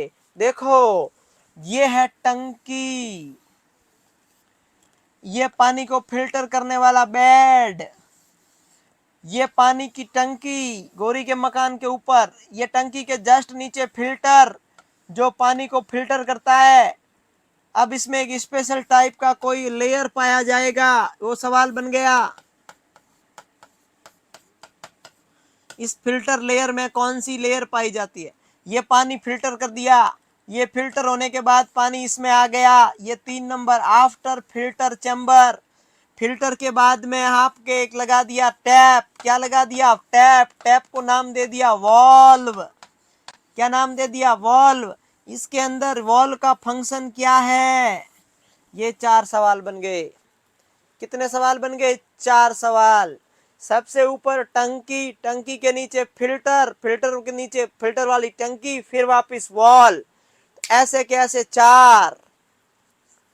ठीक है, इधर ध्यान दो भाई। 4 बनाते हैं अपन लोग। 4 नंबर 1, सबसे ऊपर वाली टंकी को बोल देंगे सुपरनेट वाटर, जो सैंड बेड के ऊपर होता है। नंबर 2, सैंड बेड पूरे बायोलॉजिकल फिल्टर का सबसे मोस्ट इंपोर्टेंट पार्ट, जिसकी थिकनेस 1 मीटर की होती है, जिसके अंदर एक लेयर पाई जाती है, जिसका नाम होता है वाइटल लेयर या स्मूज की लेयर, जो वाटर को फिल्टर करती है।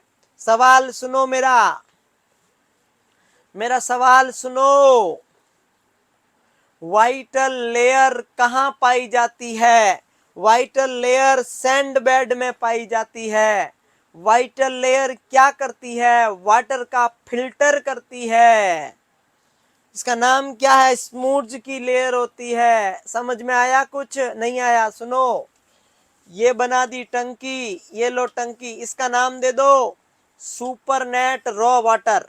अब एक बेड, जैसे आपका बेड होता है, बेड कैसा होता है, जालीनुमा होता है, तो ये बेड बना दो, 3D स्ट्रक्चर में बेड बना दिया, ये लो बेड। ये लो कितना होता है थिकनेस, 1 मीटर लंबा, ऐसे बना दिया। बेड में होते हैं हॉल, इधर से पानी होता है जो इम्प्योर पानी है, इसमें पानी प्योर हो जाएगा, कचरा ऊपर रह जाएगा बेड के, और नीचे पानी। ये लो चैम्बर, ये इसका नाम दे देंगे तीसरे नंबर पे। यहाँ पे एक लेयर पाई जाती है जिसका नाम दे दिया वाइटल लेयर। कौन सी लेयर, वाइटल लेयर। अब देखो तीसरा, अंडर ड्रेनेज। ये लो अंडर ड्रेनेज, क्योंकि पानी किस में आ रहा है, इसमें आ रहा है, तो क्या करेंगे हम, इसका अंडर ड्रेनेज कर देंगे, इसको अंडर ड्रेनेज बोल देंगे। अब आता है नंबर 4, फिल्टर कंट्रोल। ये लो फिल्टर कंट्रोल, 4 नंबर पे क्या लगा देंगे, वॉल लगा देंगे।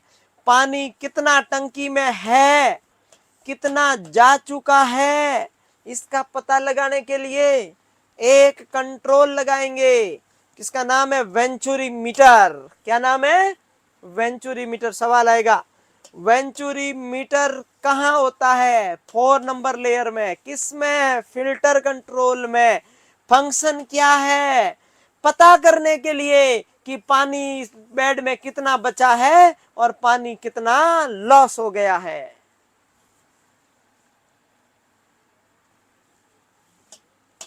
आया समझ में, तो लिखो 1 2 3 4।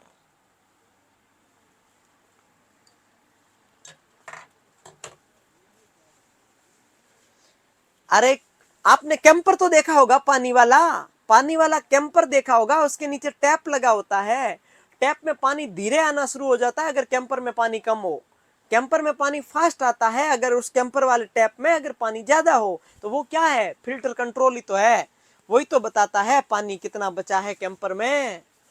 बस फिनिश।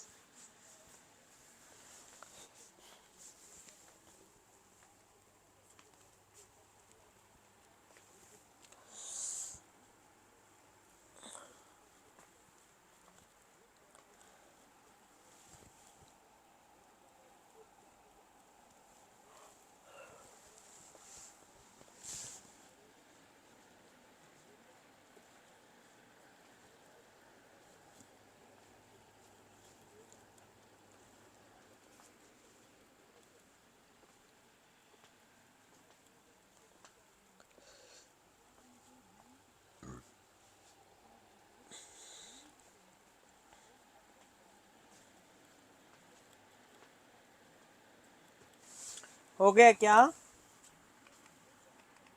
3 नंबर लिखो, 4 नंबर लिखो, इसको स्टार लगा लो, इसको स्टार लगा लो।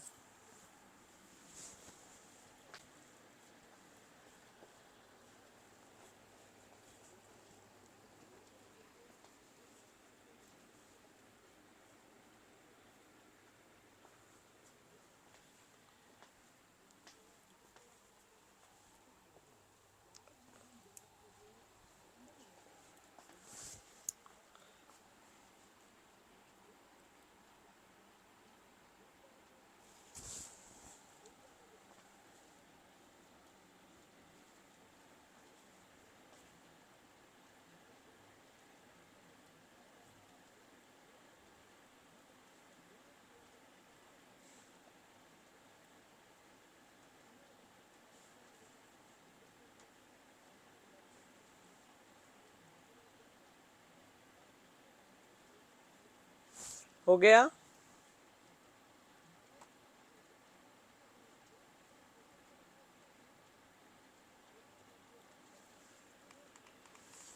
अब डिसइंफेक्शन, तीसरा मेथड कौन सा, disinfection. Minimum recommendation concentration of the free chlorine is 0.5 mg पर लीटर फॉर पर आर। पर लीटर पर आर कितना क्लोरीन चाहिए, तो 0.5 mg चाहिए डिसइंफेक्ट करने के लिए वाटर को। दूसरा, ओटी टेस्ट किसके लिए किया जाता है, सुनो पहले, ऑर्थोटोलिडिन टेस्ट किसके लिए किया जाता है, सवाल आएगा।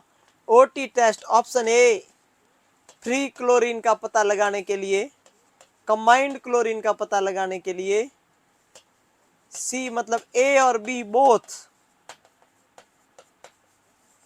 मतलब क्या हुआ, क्लोरीन की फ्री और कंबाइंड दोनों की डिमांड का पता लगाने के लिए कौन सा टेस्ट किया जाता है, ऑर्थोटोलेडन टेस्ट। महाराष्ट्र में एक जगह है नालगोंडा, वहां पर वाटर को फ्लोरीन से मुक्त करने की एक टेक्निक लाई गई थी। तो नालगोंडा टेक्निक का मतलब क्या है, उसमें वाटर को फ्लोरीन से फ्री किया जाता, डीफ्लोरिडेशन ऑफ द वाटर। ये भी सवाल याद कर लो, ये भी याद, ये सारे क्वेश्चन ही है यहाँ पर, और कुछ भी नहीं है, ये तीनों ही क्वेश्चन है, याद करो फटाफट, जल्दी करो।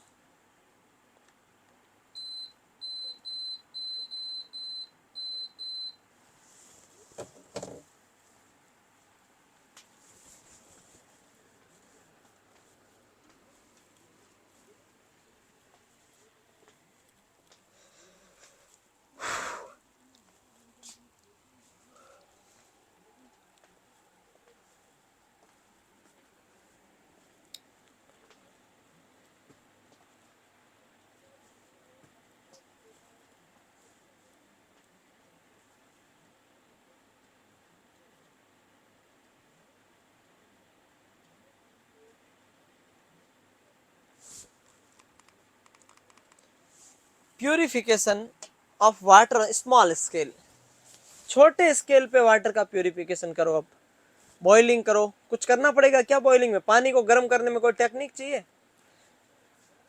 एक बार किसी ने मेरे से पूछा आपको खाने में किचन में क्या क्या आता है, मैंने कहा किचन में मेरे को एक तो आता आलस, एक उबासी, एक बहाना, और एक पानी गर्म करना। ये चार चीजें आती है मेरे को किचन में। एक तो किचन का नाम लेने पे आलस आता है, बहाना जरूर बहुत जल्दी आ जाता है, और पानी गर्म कर लेता हूँ, उसमें मेरे को बहुत अच्छे से आता पानी गर्म करना किचन में।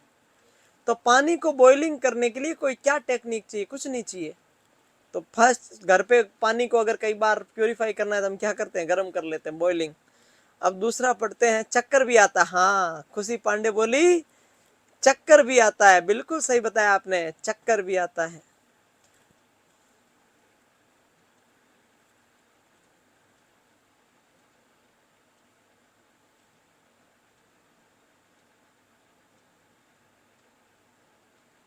पसीना भी आता है, अच्छा पसीना तो फिर नींद लेने से भी आता है, तो क्या नींद लेना छोड़ दें। एक बार क्या हुआ, मैं बीमार हुआ थोड़ा बहुत बात बताऊं, मेरे एक बार ये नस दर्द करने लग गई एक साइड की, है ना। तो अगले दिन मैं डॉक्टर के पास गया दिखाने, मैंने कहा क्या हुआ डॉक्टर, मैंने कहा सर यहाँ से मेरा एक टाइम ऐसे फिक्स हो गया, मेरे को दर्द हो रहा बहुत ज्यादा, ऐसे फिक्स हो गया, क्या करूं। डॉक्टर ने बोला आप एक्चुअली सही नहीं सोए थे। फिर मैं वहां से उठ के डिप्रेस होके आ गया। डॉक्टर ने बोला क्या हुआ क्या हुआ, इधर आओ। मैंने कहा जिस काम को करने के लिए कुछ नहीं चाहिए, जो काम करने के लिए कोई टैलेंट ही नहीं चाहिए, जो सोना था मुझे वो भी मैं नहीं कर पाया, तो मेरे को तो अब क्या ही मतलब, मैं क्या ही कर पाऊंगा, मैं क्या ही कर पाऊंगा। मुझे सोना भी ठीक ढंग से नहीं आता, जैसा कि आप बता रहे हो कि आप सही से नहीं सोए इसलिए आपके ये क्या हो गया, एक टाइप से ऐसे हो गया। अब मैं क्या करूं, मैं पढ़ूंगा कैसे, लिखूंगा कैसे, लोगों को कैसे पढ़ाऊंगा, क्या करूंगा, मेरे को सोना भी नहीं आया। मतलब जिस सोने के लिए कुछ नहीं करना पड़ता, आंखें बंद करके लाइट बंद करके सोना होता है, वो भी सही नहीं हो पाया। मैं वापस जाके सो गया। मैंने कहा ठीक है मेरे को ये भी नहीं आया, लेकिन करूं क्या, बाकी काम करूंगा तो किसी को नुकसान होगा, अब सही से नहीं सोऊंगा तो कम से कम सिर्फ मुझे ही नुकसान होगा, और किसी को तो नहीं होगा ना, है कि नहीं सही बात। फिर मैं वापस सो गया। फिर मैंने कहा ठीक है आज मेरा इधर से दर्द हो रहा है, अगले दिन मैं इधर से सो गया, तो अगले दिन पता चला दोनों साइड से जाम। फिर अब क्या करें, ऐसा हो सकता है।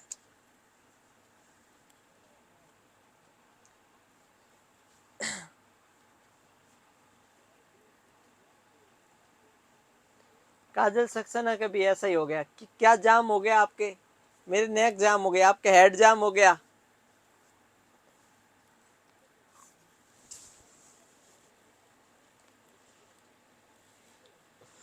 पागल।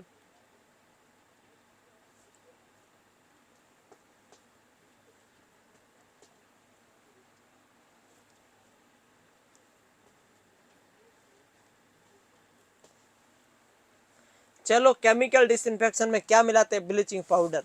ब्लीचिंग पाउडर में कितना परसेंट क्लोरीन होता है? ब्लीचिंग पाउडर में 33% क्लोरीन होता है। ब्लीचिंग पाउडर का दूसरा नाम क्या है? क्लोरीन मिला हुआ चूना। तो that's called chlorinated lime. That's called chlorinated lime.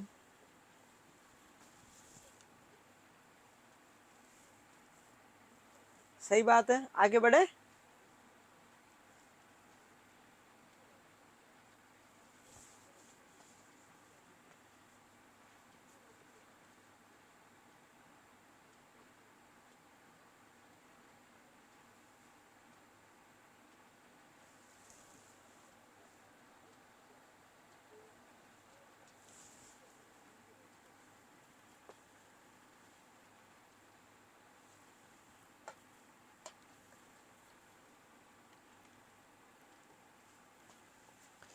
अब क्लोरीन है तो क्लोरीन अकेला तो कुछ करेगा नहीं, क्लोरीन के साथ में कोई होगा जो पानी में से कीटाणु को मारेगा, पानी में से पानी को प्योर करेगा। तो आपके स्टोमक में क्या होता है? स्टोमक में होता है HCl, हाइड्रोक्लोरिक एसिड। लेकिन पानी में डिसइंफेक्टेंट का काम करने वाला एजेंट का नाम है hypochlorous acid, HOCl, hypochlorous acid. क्या है?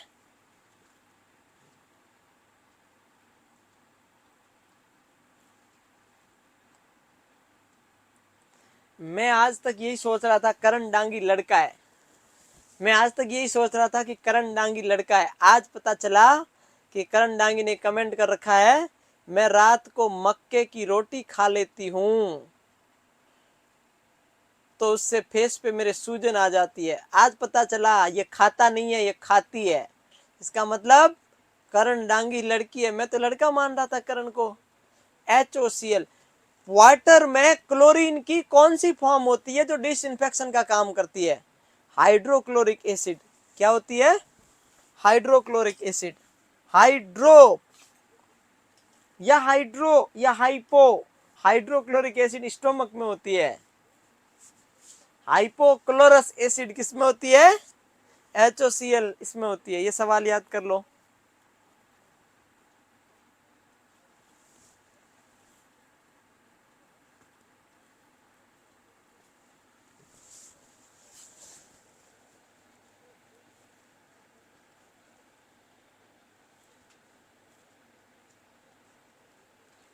मनीषा पॉल को सोना बहुत पसंद है। सोना कौन सा? नींद वाला या दूसरा? चलो लिखो फटाफट। सोना 3 होते हैं, मुझे नहीं पता आपको कौन सा सोना पसंद है। एक होता है ये सोना, एक होता है और सोना, एक होता है सोना। इस सोने का मतलब है स्लीप, इस सोने का मतलब है गोल्ड, इस सोना का मतलब है आपका कोई सोना, जैसे आपका कोई बेबी बाबू। अब पता नहीं कौन सा सोना किसको पसंद है, मुझे नहीं पता।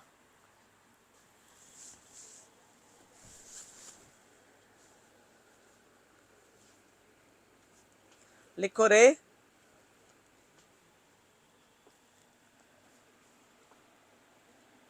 मनीषा को नींद वाला सोना। वेरी गुड मनीषा, बहुत बढ़िया।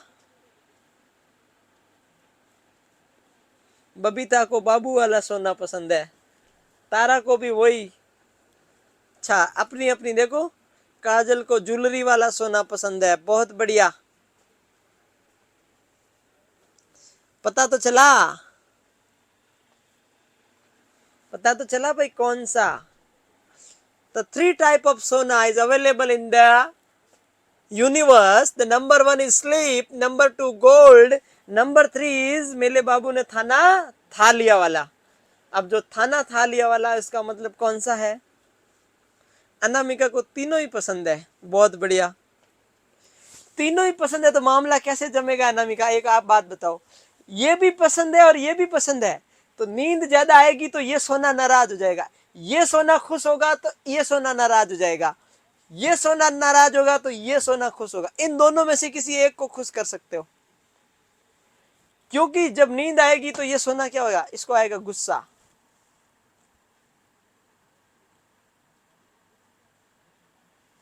मुझे ये सोना पसंद नहीं है, गोल्ड वाला। कहीं देखा मेरे हाथ पे कहीं पर गोल्ड देखा कहीं? नहीं।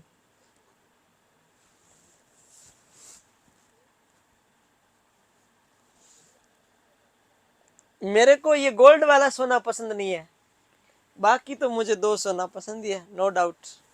गोल्ड वाला नहीं चाहिए। चलो लिखो भाई, हाइपोक्लोरिक एसिड लिख दिया आपने, अब लिखो क्लोरीन टेबलेट 20 लीटर वाटर में 0.5 ग्राम की मिलाते हैं तो सफिशियंट होती है। सवाल आ सकता है।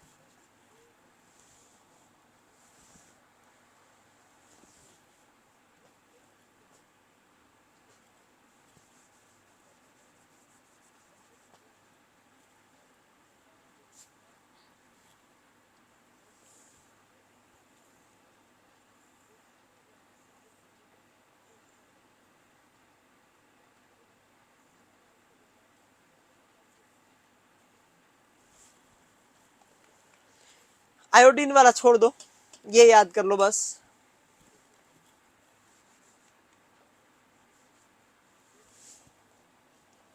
मैं बबीता के साथ हूं, सही बात है, सही बताया बबीता। अब एक सवाल सुनो, बहुत ही important. Estimate the chlorine demand of the well water by Horrocks apparatus. सवाल सुनो, मैं एक बढ़िया बात बताऊं, मेरे ज्यादा पीछे मत पड़ो, अभी कोई डांट पड़ेगी आपको फालतू। इधर ध्यान दो रे बेवकूफो, इधर ध्यान दो। मैं आधी नींद में हूं और थके हुए आदमी को ज्यादा परेशान नहीं करना चाहिए, पता है आपको। मेरे जगह बॉडी में जगह जगह डिहाइड्रेशन हो रखा है, प्लीज ऐसे मत करो आप।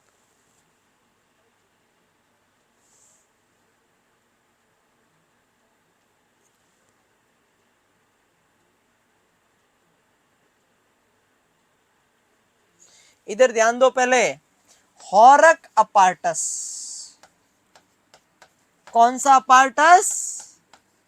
हॉरक अपार्टस। विच अपार्टस? हॉरक अपार्टस। हॉरक अपार्टस किसके लिए यूज होता है? तो सवाल सुनो, हॉरक अपार्टस क्लोरीन की डिमांड पता करने के लिए यूज होता था, या फिर तो find out dose of bleaching powder. अरे भाई, ब्लीचिंग पाउडर और क्लोरीन डिमांड दोनों एक ही है क्या? दोनों एक है, दोनों एक ही है, दोनों एक ही है। इधर देखो, क्लोरीन डिमांड और ब्लीचिंग पाउडर का पता लगाने के लिए हॉरक अपार्टस यूज होता है। देखो इधर, अभी पढ़ा था, ब्लीचिंग पाउडर में क्लोरीन होता है, तो क्या बोलो, क्या बोलो? क्लोरीन और ब्लीचिंग पाउडर दोनों एक ही है।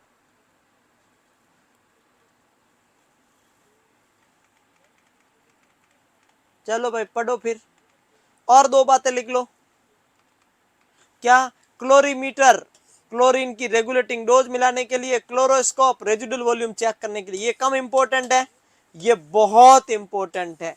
क्लोरीन की डिमांड पता करने के लिए कौन सा इंस्ट्रूमेंट, कौन सा इंस्ट्रूमेंट यूज किया जाता है? अच्छा एक बात बताऊं आपको बढ़िया, कोई पर्सन कितना लंबे टाइम तक सो सकता है कंटिन्यूअसली? बताओ देखे, कितने लंबे टाइम तक सो सकता है कंटिन्यूअसली? कंटिन्यूअसली कितने टाइम तक सो सकता है? बताओ देखे, बताओ ना जल्दी।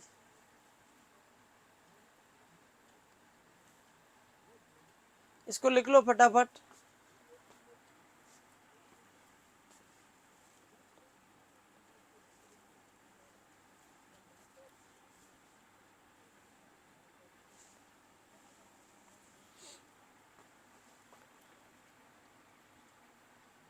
दस से 12 घंटे, 15 घंटे, 20 घंटे, बहुत बढ़िया, हो गया, देख लिया मैंने। अब नेक्स्ट लिखो हार्डनेस ऑफ वाटर। नेक्स्ट क्या लिखोगे? हार्डनेस ऑफ वाटर, मतलब पानी भी हार्ड होता है क्या? क्या पानी भी हार्ड होता है क्या? होता है। हार्डनेस ऑफ वाटर दो प्रकार की होती है। पहले ये चार नाम लिखो, मैं बताता हूं दो कौन सी एक कौन सी। हार्डनेस ऑफ वाटर दो प्रकार की होती है, एक टेम्परेरी एक प्राइमरी, एक सॉरी परमानेंट। कौन सी? परमानेंट। तो देखो भाई, हार्डनेस ऑफ वाटर का मतलब है soft destroying power of water. Hardness दो प्रकार की होती है, एक टेम्परेरी एक परमानेंट। अब मेरे को बताओ टेम्परेरी कौन सी, परमानेंट कौन सी, बताओ।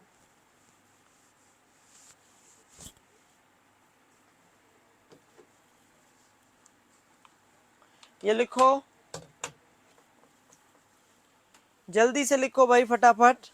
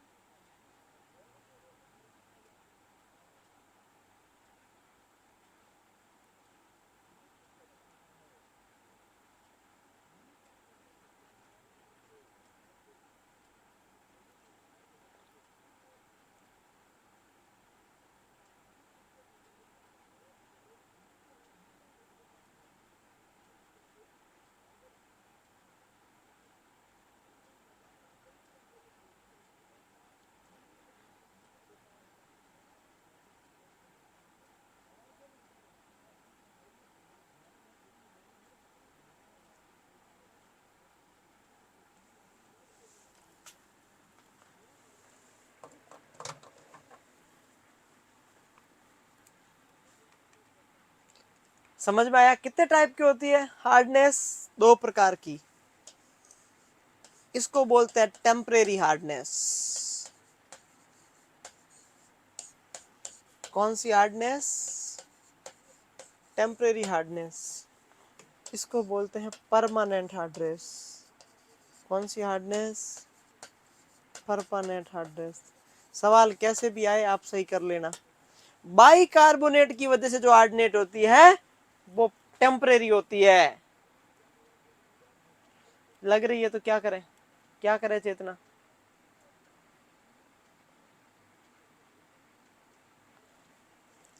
और जो बाइकार्बोनेट की नहीं, सल्फेट की, नाइट्रेट की, मैग्नीशियम की और किसी की होती है, उसको बोलते हैं अपन लोग परमानेंट हार्डनेस। तो इसके आगे, दोनों के आगे परमानेंट लिख दो, इसके आगे टेम्परेरी लिख दो।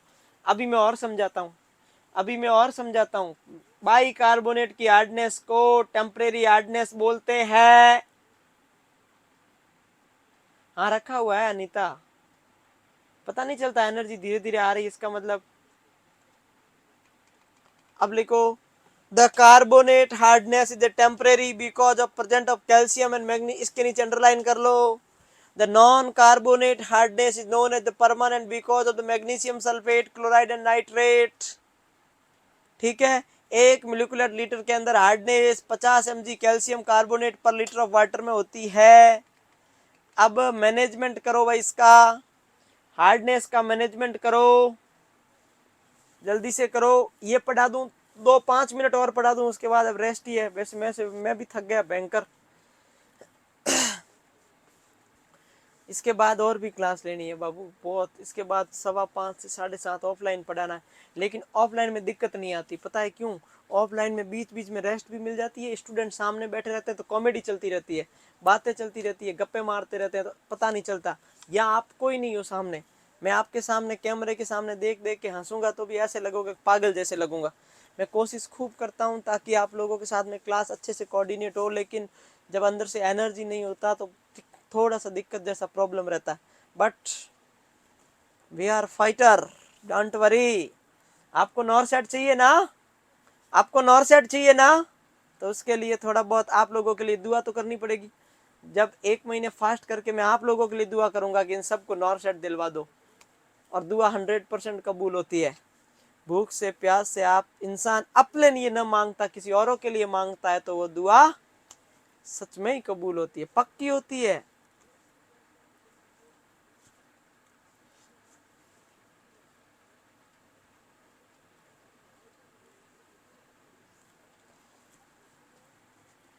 ये लिखो, मैं देखो सवाल यहाँ से पूछा जाएगा, आप सही कर लेना। आपको नॉर्थ सेट चाहिए ना? अरे चाहिए कि नहीं चाहिए? चलो बताओ मेरे को एक बार, सच में आपको नॉर्थ सेट चाहिए क्या? मेरा आज तक का देखा हुआ है, अगर आप कोई पर्सन अपने लिए न मांग के किसी और के लिए मांगता है, वो पूरा होता है, उसकी दुआ कबूल होती है। दूसरी बात, पर्सन फुल खा पी के मांगे तो उसके कंपैरिजन में जो पर्सन नॉर्मली प्रेयर भगवान से इसलिए न की जानी चाहिए कि भगवान मुझे कुछ दे दे, बिना स्वार्थ के भी भगवान के साथ में आपका अटैचमेंट होना चाहिए। इससे पॉजिटिव एनर्जी क्रिएट होती है, इससे पॉजिटिव एनर्जी क्रिएट होती है। जो गॉड होता है ना, हम उसके मोहताज, वो हमारा मोहताज नहीं है। तो इसका मतलब ये नहीं है कि हम उनके ऊपर एहसान कर रहे हैं। कुछ न मांगकर विदाउट किसी रीजन से प्रेयर की जाए तो वो प्रेयर कबूल होती है, अपने आप समझ जाता है गॉड इसको क्या चाहिए। लेकिन आप बाकी दिन तो खूब खाओ पियो, जब जरूरत है तब आप कुछ करो तो गॉड समझ जाता है। गॉड वैसे हम उसको फर्क नहीं पड़ता, वो अपने को बच्चा समझता है, वो हमारा गार्जियन है, ऑल और पूरी दुनिया का गार्जियन। उसको क्या फर्क पड़ता है? वो हमें, अगर कोई इंसानों को पता चलने लग जाए ना कि गॉड बहुत ज्यादा दयालु है, तो लोग इस दुनिया में, उसका डर खत्म हो जाएगा, लोगों में डर खत्म हो जाएगा। इसीलिए वो थोड़ा बहुत कई कई बार डराता रहता है, बाकी बहुत दयालु होते हैं, आपको तो पता ही है, क्या बताऊं मैं।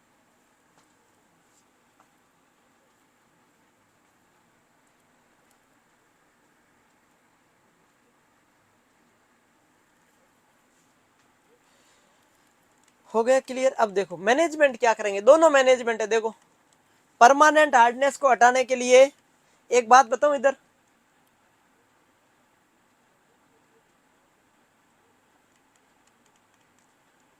फ्लोरिडेशन ऑफ वाटर पढ़ेंगे। पहले देखो रिमूवल ऑफ हार्डनेस के दो तरीके, एक है टेम्परेरी, एक है हार्डनेस। देखो इसके अंदर क्या, एडिशन ऑफ सोडियम बाइकार्बोनेट, इसमें भी है। पानी को टेम्परेरी हार्डनेस का मोस्ट कॉमन मेथड बॉइलिंग, चूना मिला दो, ये मिला दो, ये मिला दो, पोटेशियम परमैंगनेट मतलब KMnO4 मिला दो, KMnO4 को ऐड कर दो, दैट्स कॉल्ड परमिट। लेकिन इसमें कहीं लिखा है क्या बेस एक्सचेंज? तो परमानेंट हार्डनेस का एग्जैक्ट मैनेजमेंट क्या है? बेस एक्सचेंज कर दो। इसका एग्जैक्ट क्या है? बॉइलिंग कर दो। बाकी सारे फॉर्मेलिटी।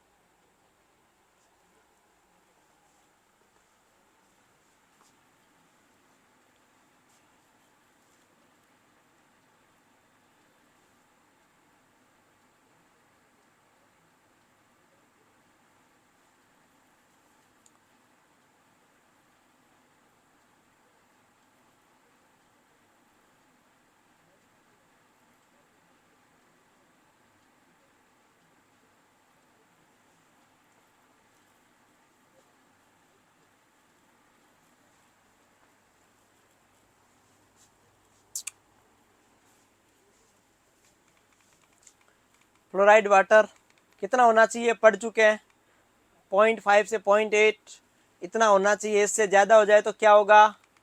अब नेक्स्ट है एयर पॉल्यूशन, अपन कब कल पढ़ेंगे ना।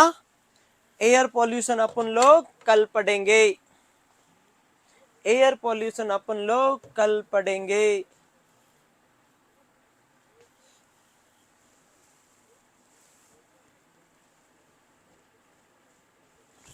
एयर पॉल्यूशन अपन लोग कल पढ़ेंगे। ये हो गया आपका वाटर। अब ज्यादा सिलेबस कम्युनिटी का रहा नहीं, आप घबराए नहीं, हो जाएगा अपना जल्दी, है ना।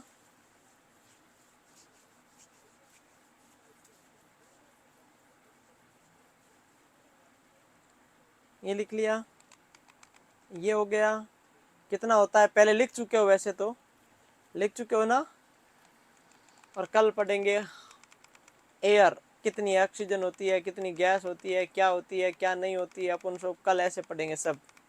ये 2-4 गैसें पढ़ेंगे, फिर नॉइज पढ़ेंगे, फिर नॉइज पूरा हो जाएगा, फिर ये रेडिएशन, रेडिएशन पूरा हो जाएगा, फिर डिस्पोजेबल ऑफ वेस्ट। ऐसे करते हुए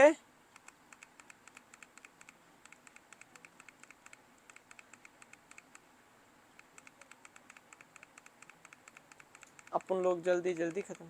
क्या आपको बायोमेडिकल वेस्ट पढ़ा दिया पढ़ाना, मुझे याद नहीं एक्चुअली, पढ़ा दिया पढ़ाना है पता नहीं मुझे, मैं भूल गया।